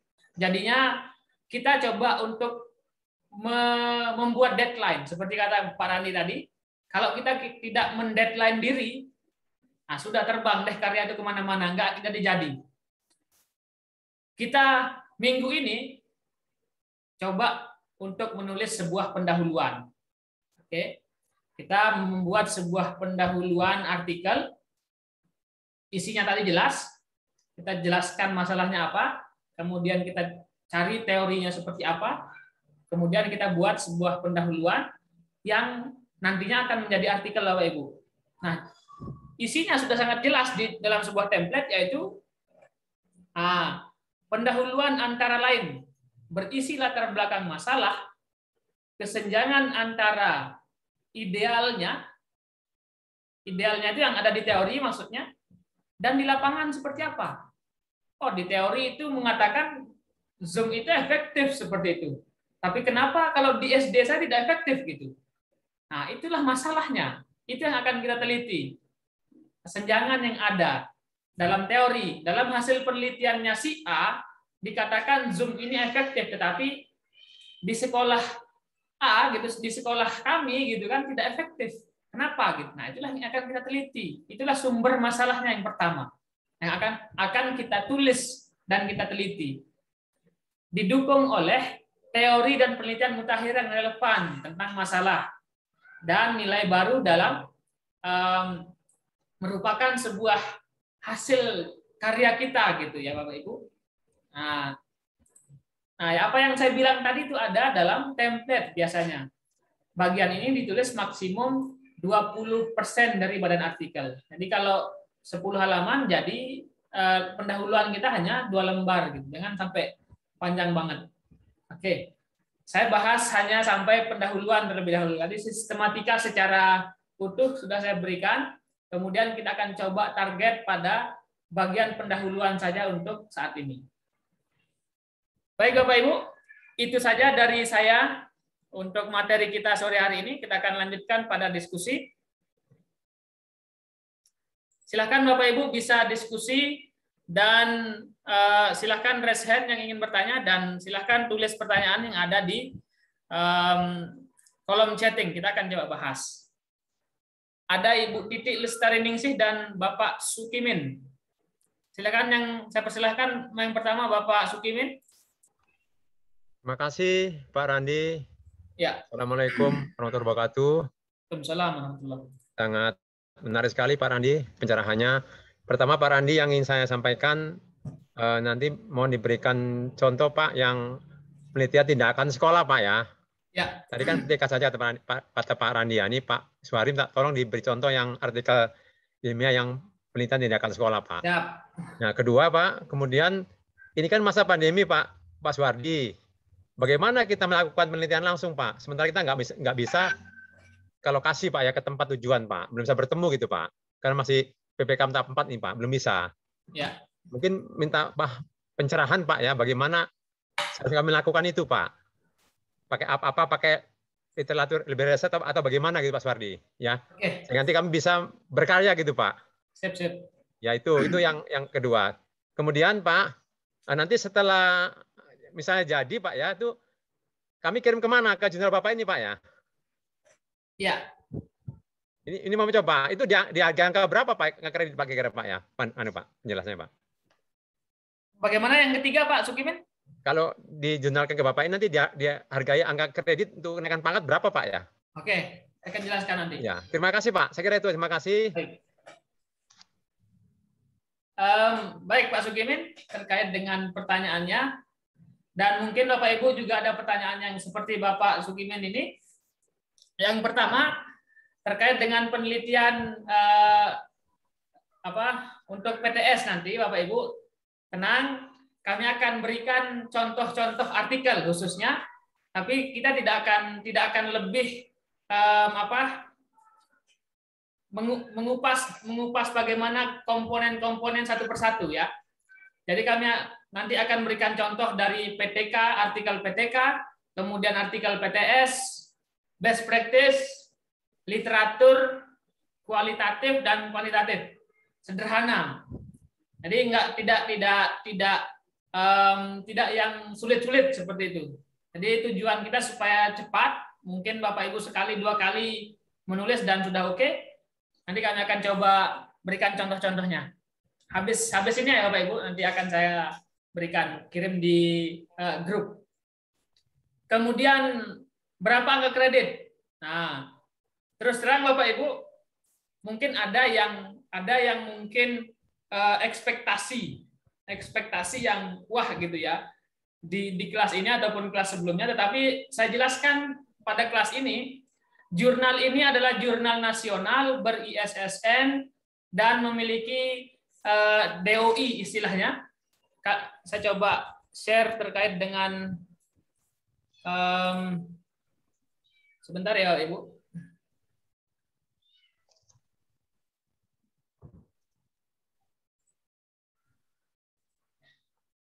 Nah,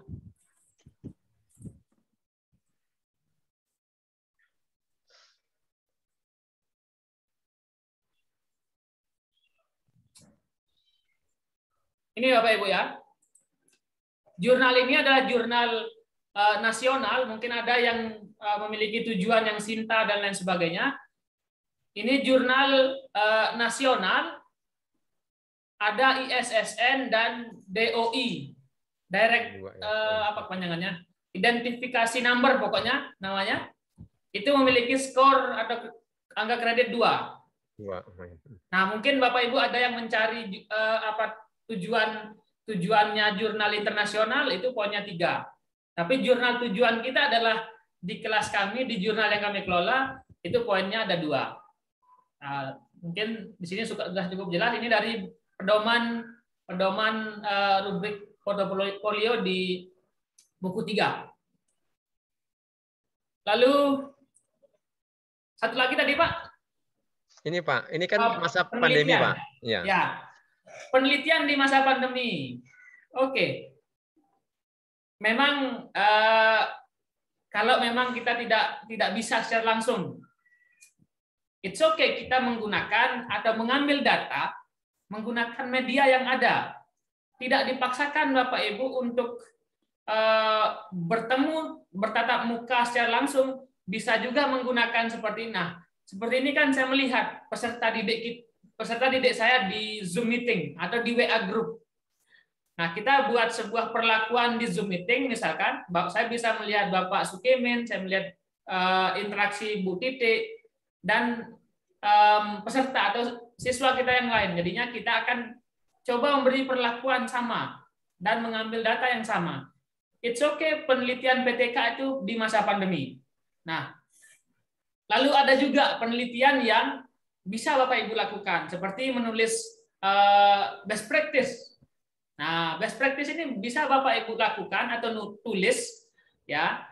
Kemudian karena best practice tidak sifatnya hanya menceritakan apa pengalaman, apa tindakan terbaik Bapak Ibu.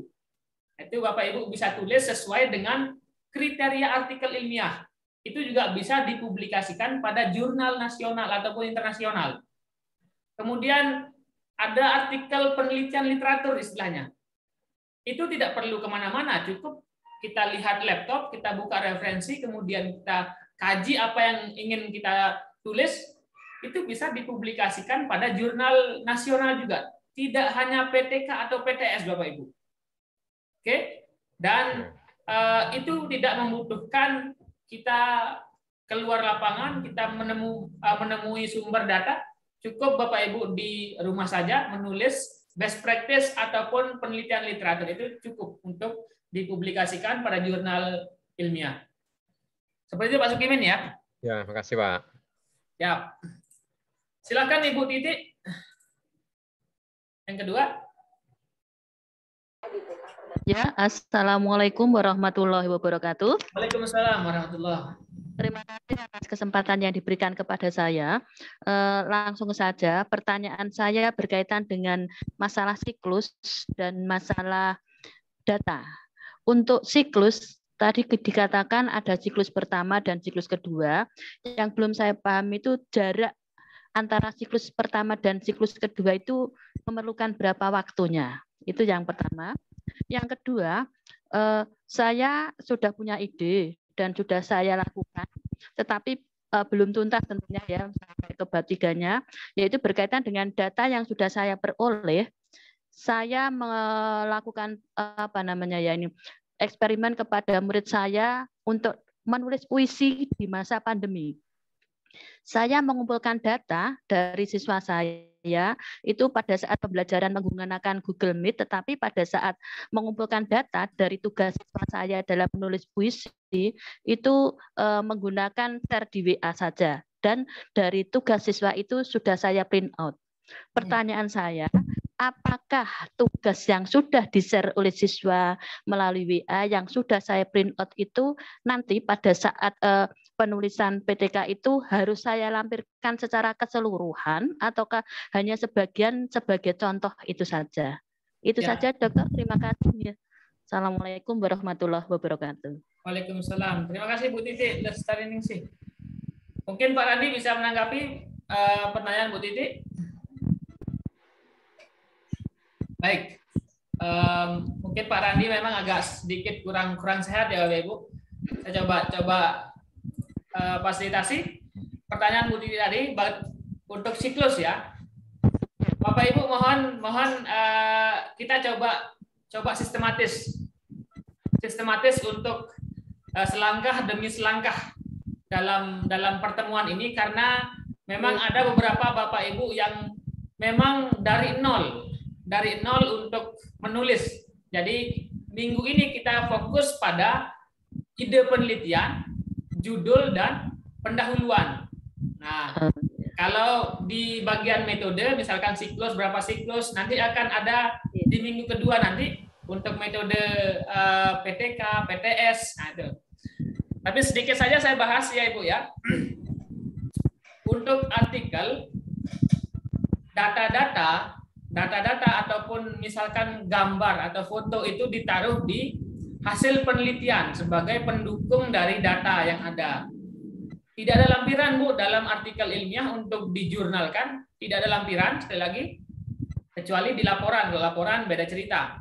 Tapi yang kita fokuskan di sini adalah artikel ilmiah. Dalam artikel ilmiah itu tidak ada lampiran. Lampiran yang mungkin Ibu Titi tadi maksudkan, foto-foto ataupun prosesnya, itu Bapak Ibu gambarkan pada hasil penelitian. Ya, seperti itu Bu Titi. Dan untuk metode siklus 1, siklus 2 itu nanti akan kita bahas khusus di bagian metode ya. Iya. Minggu ini kita coba fokus pada judul, ide, dan pendahuluan atau latar belakang masalahnya. Mohon maaf Bu Titi, nanti kita Iya, terima kasih. Iya, terima kasih. Dipersiapkan judulnya dan pendahuluannya dulu, ya. Sudah ada Dokter, sudah ada. Ya, nanti bisa di-share di grup. Di grup itulah akan kita berikan masukan. Jadi tidak langsung ya. Kita coba setahap demi setahap supaya jelas progres kita sampai mana nih. Nah, seperti itu. Ya. Baik, saya coba bahas yang ada di chatting group. Dari Bu Sulasmi, langkah-langkah agar tidak terkesan plagiasi karena kita mengambil kutipan orang lain. Tentu ada tekniknya Ibu Sulasmi. Nanti akan kita pelajari sitasi dan plagiasi pada artikel ilmiah. Tekniknya seperti apa? Kemudian agar tidak plagiasi itu seperti apa? Nanti di pertemuan kedua, di minggu kedua akan kita bahas. Kemudian ada Bu Eli. Abstrak tadi berjumlah 300 kata. Apakah boleh kurang? 300 kata itu adalah maksimal. Jadi batas maksimal itu 300 kata. Jadi tidak, kalau kurang ya boleh. Ya. 150 sampai 300 kata. Minimalnya 150, maksimalnya 300 kata. Itu Bu Eli. Kemudian izin bertanya. Nah, Ibu Umi Putri Balia, dalam latar belakang berarti tidak ada tulis tujuan dan manfaatnya. Silahkan, kan sudah saya jelaskan isi dari latar belakang itu. Bapak Ibu kemukakan masalahnya apa, masalah yang ada di lapangan seperti apa, kemudian apa manfaatnya ataupun apa yang menjadi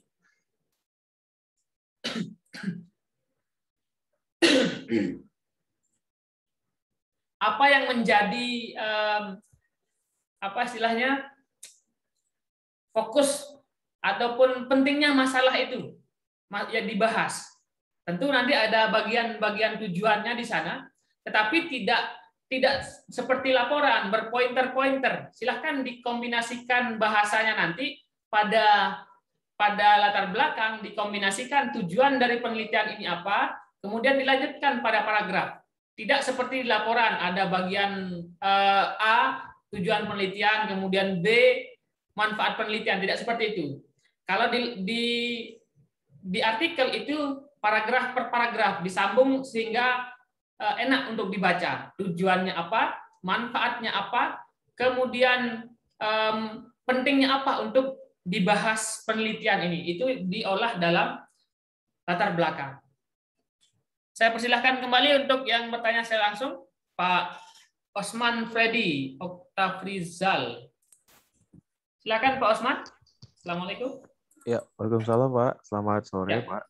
Sore. Pak Dokter, pertanyaan saya begini Pak. Karena kan minggu ini kita tadi katanya fokusnya kepada judul dan pendahuluan gitu Pak ya. Nah, bukankah biasanya Pak kalau ketika kita menulis melakukan sebuah penelitian, terkadang terjadi perubahan gitu Pak. Apalagi kalau kita menggunakan metode-metode ini gitu. Jadi, apakah memang cukup cukup baik kalau judulnya duluan kita tentukan? Itu yang pertama. Yang kedua, untuk kata kunci yang ada pada bagian abstrak, kebetulan saya baru buka yang Bapak share di grup tadi. Itu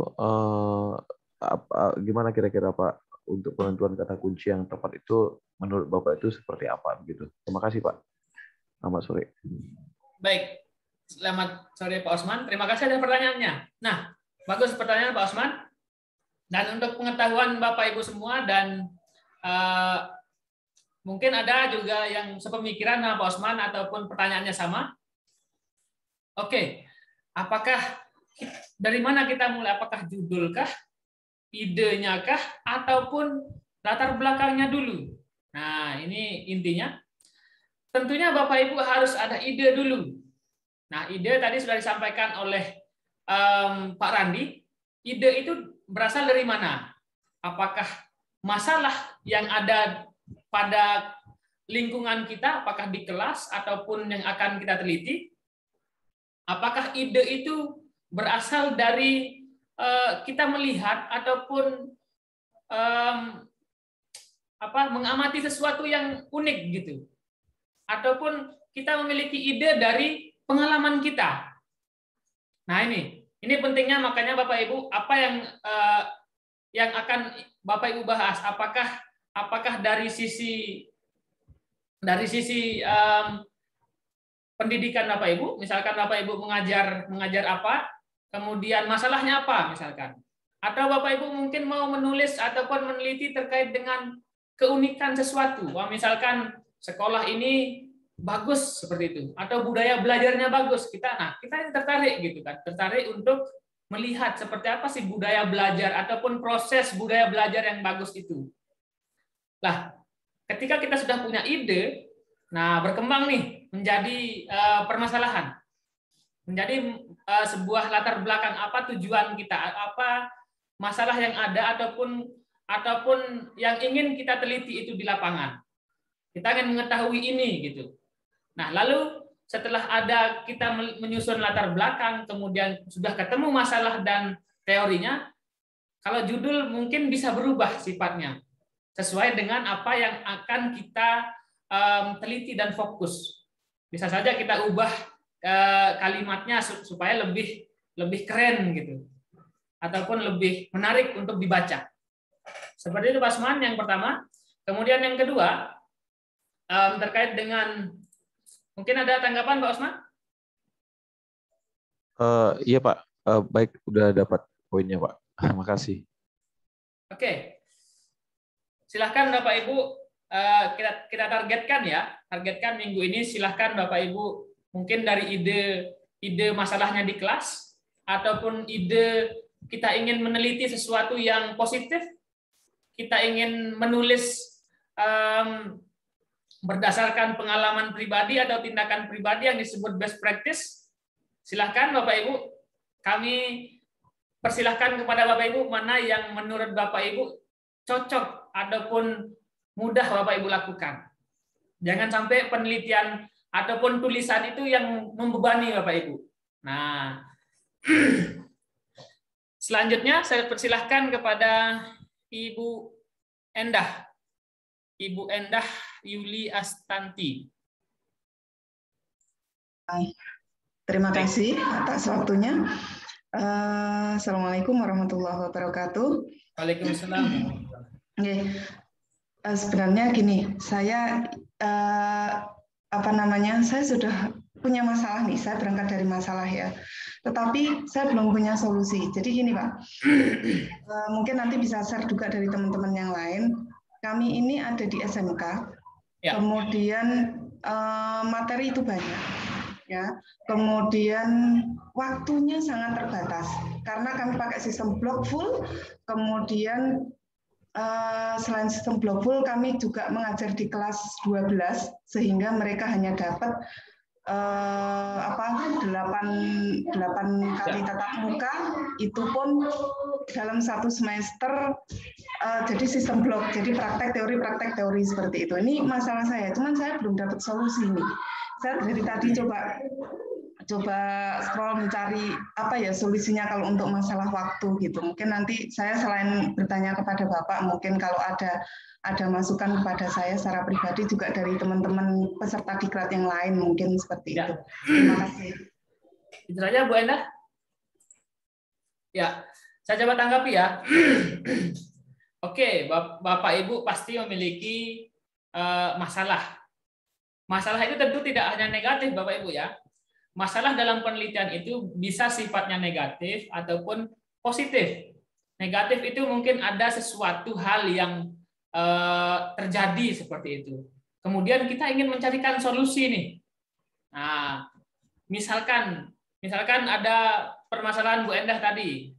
Zaman sekarang kan siswanya ataupun pembelajaran itu dilakukan shift-shiftan misalkan, ataupun ada treatment yang ataupun ada masalah yang lain, sehingga muncul nih ide kita gitu kan, ide kita atau ingin kita perlakukan apa. Tentu harus ada sesuatu yang akan kita tawarkan ataupun ada yang akan kita terapkan di kelas ini. Enggak hanya kita melihat masalah, tetapi apa ide kita? Ide kita untuk memecahkan masalah. Nah, itulah yang akan kita terapkan. Bisa jadi akan penelitian PTK atau eksperimen nanti. Misalkan masalah kita melakukan pembelajaran shift gitu kan. Nah, apa kira-kira idenya nanti di situ Bu Endah ataupun Bapak Ibu yang lain, silahkan dikaji secara teori dulu. Oke, masalah di lapangan seperti apa? Mungkin ada referensi nih. Cari referensinya Bu Endah untuk efektivitas pembelajaran yang seperti masalah tadi. Coba dicari referensinya. Apapun itu. Misalkan Bapak Ibu mau melakukan ataupun melihat efektivitas pembelajaran menggunakan Zoom, silahkan cari referensi artikel ataupun buku yang membahas terkait itu. Caranya seperti tadi yang para dicontohkan. Bapak Ibu bisa buka Google Scholar ya. Sedikit saja saya coba juga supaya ini efektivitas pembelajaran Zoom. Apakah sudah ada? Tentu sangat banyak. Nah, inilah yang Bapak Ibu jadikan referensi untuk menyelesaikan masalah tersebut. Nah, makanya akan disebut penelitian tindakan atau penelitian eksperimen. Apakah itu penelitian tindakan kelas ataupun sekolah. Nah, khusus mungkin yang memiliki permasalahan, misalkan ini guru-guru tidak termotivasi gitu dalam mengerjakan tugas atau sering terlambat, disiplinnya tidak bagus. Nah, apa treatment yang dilakukan oleh kepala sekolah? Bapak Ibu cari dulu referensinya. Apa hal-hal yang bisa mengatasi disiplin sekolah, disiplin guru-guru itu biar meningkat seperti itu. Nah, betul Bu Endah, nanti kita akan coba gali lebih lanjut. Baik, silahkan selanjutnya Bu Sri Mur, namanya di Zoom. Silakan Ibu Sri Mur. Mohon maaf jika salah nama. Silakan Ibu, dibuka speakernya. Oh iya, sudah bisa. Oke. Terima kasih. Suara saya jelas ya Pak Hardik? Oke, jelas Pak, Bu. Ya, terima kasih. Di sini saya guru BK dari sebuah SMA di Temanggung. Ya. Yang mau saya tanyakan begini, saya sebenarnya sudah ada ide tentang layanan BK. Jadi tentang PJJ kemarin kan banyak sekali masalah. Kemudian saya sudah menggunakan teknik kunjungan rumah, home visit, kemudian sudah terlihat efektivitasnya. Jadi kalau misalnya nanti saya ingin melakukan menulis tentang hal ini, itu permasalahan saya itu lebih tepat masuk dalam jurnal, best practice, penelitian literatur, atau yang jurnal ilmiah, semacam itu. Oke. Kemudian satu lagi, saya masih agak bingung dengan metode yang nanti harus saya gunakan. Apakah nanti metode begini, home visit, kunjungan rumah, itu nantinya lebih tepat menggunakan metode yang seperti apa? Seperti itu Pak Hardi. Pertanyaan. Ya. Terima kasih. Pertanyaan satu Bu Sri. Ya. Ini sudah Ibu lakukan? Sudah. Nah, oke. Jika memang Ibu sudah lakukan, hasilnya sudah terlihat? Belum? Sudah Nah, dengan sudah terlihat. Bisa Ibu buat sebagai best practice, bisa? Iya. Karena best practice itu adalah tindakan atau hal yang pernah kita lakukan dan memiliki dampak positif. Nah, itu bisa Ibu tulis menjadi best practice dan bisa dipublikasikan. Kemudian Ibu juga bisa penelitian tindakan pun bisa. Tindakan kelas. Nah, khusus untuk penelitian tindakan kelas, untuk model sekarang ini, silahkan tidak harus di kelas, Bapak Ibu. Bisa saja Bapak Ibu membuat sebuah skenario kelas, apakah itu menggunakan Zoom meeting, apakah di luar sekolah, terserah. Nah, itu makanya PTK di zaman pandemi bisa. Kemudian saran saya hanya tadi Bu Sri Mur buat sebuah best practice, misalkan penerapan home visit untuk meningkatkan motivasi belajar siswa. Itu it's okay. Ya. Ya, seperti itu. Nanti saya akan berikan contoh-contoh best practice. Tanggapan sedikit Pak Hardi. Ya, boleh. Untuk penulisan best practice dengan jurnal ilmiah, itu perbedaannya banyak atau tidak secara sistematikanya? Secara sistematika sama. Tetapi Gitu. hanya perbedaan pada kalau best practice ini bukan penelitian, tetapi pelaksanaan jatuhnya, yaitu metode pelaksanaan, bukan metode penelitian. Itu saja yang berbeda. Jadi apa yang kita lakukan, kemudian dampaknya apa, itu yang dijelaskan pada best practice. Nanti akan bisa dilihat contoh-contoh terlebih dahulu. Iya, siap. Ya. Terima kasih Pak Hardi. Semoga nanti walaupun ini sebenarnya temanya penulisan jurnal ilmiah, tetapi kalau dalam kasus saya memang lebih tepat untuk best practice, saya mungkin nanti juga mohon untuk dibimbing untuk penulisan best practice-nya. Terima kasih Pak Hardi. Terima kasih. Terima kasih Bu Sri Mur. Untuk diketahui Bapak Ibu, silahkan Bapak Ibu memiliki artikel terkait dengan PTK, PTS, kemudian artikel best practice, kemudian artikel literatur. Terserah Bapak Ibu ya. Cocoknya ide ini jadi penelitian apa seperti itu. Jadi di kelas ini tidak terbatas metode. Silahkan nanti kita mulai dari lihat contoh-contoh terlebih dahulu, kemudian kita akan refleksi kembali, flashback apa sih permasalahan, apa yang akan kita ingin tulis, ingin kita teliti. Nah, itulah yang Bapak Ibu tuangkan pada latar belakang dan judul penelitian Bapak Ibu atau artikel Bapak Ibu. Seperti itu.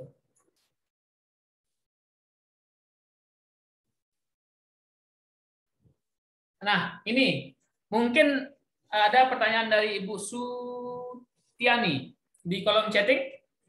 Apakah judul artikel ilmiah dari judul artikel dan judul laporan PTK itu boleh sama? Nah, ini mungkin ada beberapa kasuistis dan saya berikan pengalaman di lapangan. Ada memang, kalau memang Bapak Ibu berniat jurnal ataupun laporan PTK itu jadi satu, nah ini hanya saran. Karena ada beberapa tim penilai di lapangan itu yang tidak menganggap kalau sama judul laporan PTK Bapak Ibu sama persis dengan artikel. Nah, memang itu tidak dalam korelasinya, dalam tanda kutip itu sebenarnya tidak ada hubungan. Boleh saja kalau itu berbeda karya ilmiah. Ada laporan dan ada artikel, tetapi di lapangan tentu berbeda kasus. ada memang beberapa tim penilai yang tidak menganggap. Jadi usahakan yang sudah memiliki laporan PTK, jika laporan PTK itu ingin dibuat menjadi artikel dan dipublikasi di jurnal, usahakan ini judulnya itu berbeda. Kalau di laporan PTK itu menggunakan kata efektivitas ataupun penggunaan metode ini untuk meningkatkan ini, nah diganti saja, misalkan kata penggunaan itu diganti kata penerapan ataupun aplikasi seperti itu, supaya tidak terlihat sama persis. Nah itu pengalaman saja di lapangan. Silahkan saya bahas yang ada di chatting 1-2. Contoh-contoh ya, nanti akan kami share ya Bapak Ibu. Pak Suwardi, penelitian apa? Nah, penelitian apa yang cocok gitu ya di masa pandemi? Tentu bagi saya yang paling cocok itu adalah best practice.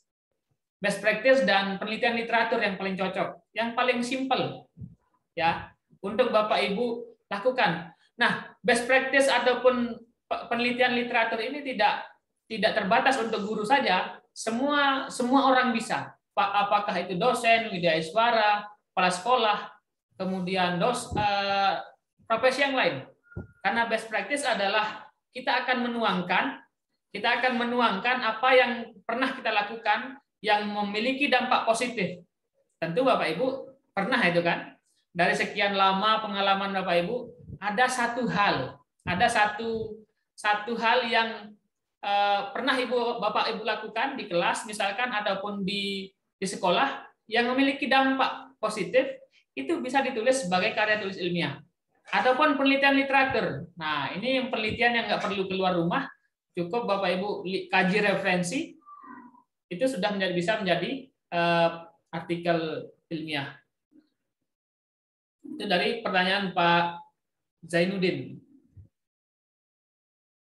Untuk kepala sekolah, ya. Untuk kepala sekolah tentu sama juga, tidak hanya guru, yaitu tadi best practice dan penelitian kajian literatur ataupun PTS. Nah, kalau artikel itu tidak terbatas, Bapak Ibu, tetapi mungkin ada yang mempersyaratkan untuk laporan itu harus kajiannya terkait dengan manajemen sekolah misalkan. Nah, itu untuk kepala sekolah, itu untuk laporan, tetapi untuk artikel yang dijurnalkan itu tidak terbatas. Silahkan saya undang lagi untuk bertanya saya langsung Ibu Nur Anggrowati dari Pusdiklat.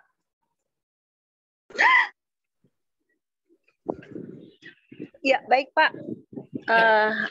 Ada beberapa hal yang sebenarnya ingin saya tanyakan, mungkin 3. Yang pertama, begini Pak, biasanya kalau saya dulu karena pernah melakukan kuliah ya Pak, dari pembimbing saya mengatakan bahwasanya yang namanya jurnal itu harus dimulai dari penelitian dulu. Nah, artinya kita sudah mendapatkan hasil penelitiannya, untuk kemudian abstrak biasanya ditulis di akhir, seperti itu. Tetapi kadang-kadang di CFP itu, kalau kita ada call of paper gitu ya, yang diminta adalah abstrak dulu. Pertanyaan saya, apakah ketika di abstrak itu juga harus menyantumkan hasil penelitiannya? Kan saya belum melakukan penelitian. Kadang-kadang ada call of paper, tiba-tiba ide itu muncul seperti itu. Nah, apakah abstrak dulu atau hasil penelitian dulu? Itu yang pertama, Pak. Lalu yang kedua, terkait dengan best practice tadi, Pak. Penelitian best practice ini, apakah seperti reportase seperti itu? Apakah ini nanti juga akan dibahas atau dikuatkan dengan teori-teori atau bagaimana? Saya mohon pencerahannya Pak. Yang terakhir mohon tips Pak gitu. Jadi kalau kita sudah beberapa kali mengirim jurnal ke beberapa penerbit gitu ya atau apalah namanya gitu, kadang-kadang kita direview Pak. Ketika kita sudah direview dikembalikan, rasanya kita bingung. Ini yang salah di sebelah mananya sih gitu kan? Itu kadang-kadang sudah berkali-kali kita kirim ulang pun dibalikin lagi. Jadi apa ya tipsnya itu bagaimana? Apa yang salah? Kami kadang-kadang saya pun merasa bahwasanya salahnya di sebagian mana sih seperti itu Pak. Mohon pencerahannya. Terima kasih. Baik, Ibu Nur dari Pusdiklat. Nah ini Ibu Nur yang menyelenggarakan diklat-diklat biasanya. Pusdiklat mana Bu Nur? Bu Nur, ya dari Pusdiklat. Dari Kementerian Sosial, Pak. Oh, Kemensos, ya. Baik. Terima kasih pertanyaannya Bu Nur, dan mungkin Bapak Ibu yang punya pertanyaan sama bisa disimak. Ini untuk call paper yang biasanya ada di seminar-seminar nasional dan internasional. Judulnya itu call for paper. Nah, papernya itu tentunya sudah ada hasil penelitian. Bapak Ibu yang ingin menseminarkan dan untuk menjurnalkan atau mempublikasikan tulisan itu. Makanya judulnya adalah call paper. Tentunya abstrak itu sudah ada hasil. Sudah ada hasil yang harus ditulis juga. Makanya kalau di call paper itu atau di seminar-seminar itu diminta abstraknya terlebih dahulu, ini menarik atau tidak nih? Atau sesuai tidak dari judul, kemudian hasil penelitiannya dilihat di abstrak. Karena artikel itu cukup kita baca abstraknya saja sudah ketahuan seperti apa isinya. Nah, makanya di call of paper itu bisa dilihat. Seperti itu permintaannya. Yang kedua terkait dengan tips tadi. Tips ketika Bapak Ibu dikoreksi gitu ya. Jadi jangan alergi terhadap koreksi. Pengalaman saya seperti saya tulis di grup itu, saya memiliki jurnal artikel yang sudah dipublikasi itu sekitar 30-an atau 40-an lah. Itu satu kali pun nggak pernah yang sekali saya menyerahkan itu langsung diterima. Mesti ada koreksi. Mesti ada, karena untuk menyatukan persepsi antara reviewer dan penulis itu butuh waktu, dan kita akan coba untuk menyamakan persepsi. Sama seperti ketika Bapak Ibu dulu konsultasi di pembimbingnya skripsi ya. Apakah ada skripsi yang sekali diserahkan langsung ACC? No, tidak pernah ada kejadian seumur hidup. Nah, pasti akan ada proses di sana. Nah, ketika sudah terjadi penyatuan ide antara reviewer dan penulis, itu akan ini. Biasanya nanti akan kami koreksi itu seperti ini, akan kami koreksi. Oh, nanti dah. Kami akan berikan catatan misalkan ini dalam abstrak kurang metodenya, itu akan kami koreksi di naskahnya. Itu akan proses yang akan dilakukan nanti, Bu. Lalu terkait dengan best practice.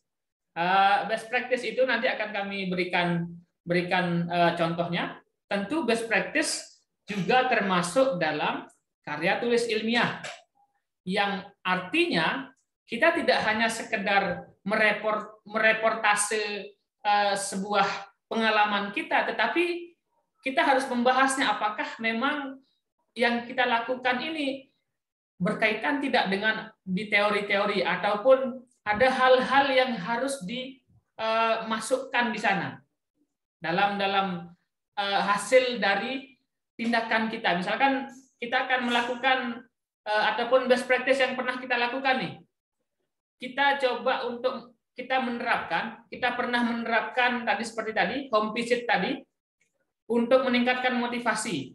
Ternyata memang betul motivasi itu meningkat setelah kita melakukan home visit seperti itu. Nah, kita cari nih, ataupun kita akan bandingkan dengan teori home visit itu seperti apa. Tentu teori home visit itu ada, dan teori kunjungan ataupun teori meningkatkan motivasi. Nah, itu akan berkaitan. Nah, itulah yang akan dibandingkan ataupun itulah yang akan dibahas pada pembahasan. Jadi tidak hanya sekedar reportase ya Bapak Ibu. Dan saya tekankan dalam pendahuluan itu wajib kita akan melihat secara teori juga. Karena dalam pendahuluan dan latar belakang itu akan kita lihat kesenjangan antara yang ada di lapangan dengan yang ada di teorinya atau kenyataannya seperti apa. Itulah yang ada di latar belakang. Mudah-mudahan nanti kita bisa susun secara tahap demi tahap artikel ini dan kita akan publikasi. Oke, karena memang waktu sudah menunjukkan pukul 17 sudah nih, 17.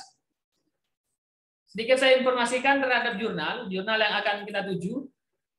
Sudah diinformasikan Bapak Ibu kemarin, jurnal yang akan kita tuju itu ini. Di jurnal kami yang ada jurnal pendidikan menengah, jurnal pendidikan dasar, pendidikan kejuruan, pendidikan ilmu pengetahuan, kemudian ada jurnal PTK khusus, ada jurnal inovasi dan strategi, ada bermacam-macam. Itu ya tujuannya. Oleh karena itu ada template yang saya share tadi adalah petunjuk dasar. Petunjuk dasar seperti apa akan kita susun? Apakah itu penelitian literatur? Apakah itu penelitian PTK? Contoh yang atau template dasarnya itu yang menjadi acuannya. Seperti itu. Baik Bapak Ibu, karena salamnya Pak Randi mungkin agak kurang sehat hari ini. Semoga cepat sehat dan bergabung bersama kita. Di grup itu Bapak Ibu, di grup WA, itu sudah ada 3 reviewer, saya, Pak Randi, dan Pak Yogi. Itu yang akan mereview dan melihat dan memberikan saran dalam tulisan-tulisan Bapak Ibu. Kemudian kita akan berdiskusi di grup. Kalau mungkin ada 1-2 yang japri, silahkan japri tetapi yang urgent saja. Jika memang sifatnya diskusi, silahkan kita lakukan di grup agar Bapak Ibu yang lain juga mengetahui. Baik, karena sudah maghrib, saya tutup untuk pertemuan kita pada sore hari ini. Untuk absen tidak ada absen ya Bapak Ibu. Kami siapkan. Silahkan kita nikmati ilmu pengetahuan dan tidak perlu repot untuk administratif. Kita fokus untuk berkarya. Kurang lebihnya, saya undur diri Bapak Ibu. Assalamualaikum warahmatullahi wabarakatuh. Kita ketemu di WA Group. Selamat sore Bapak Ibu.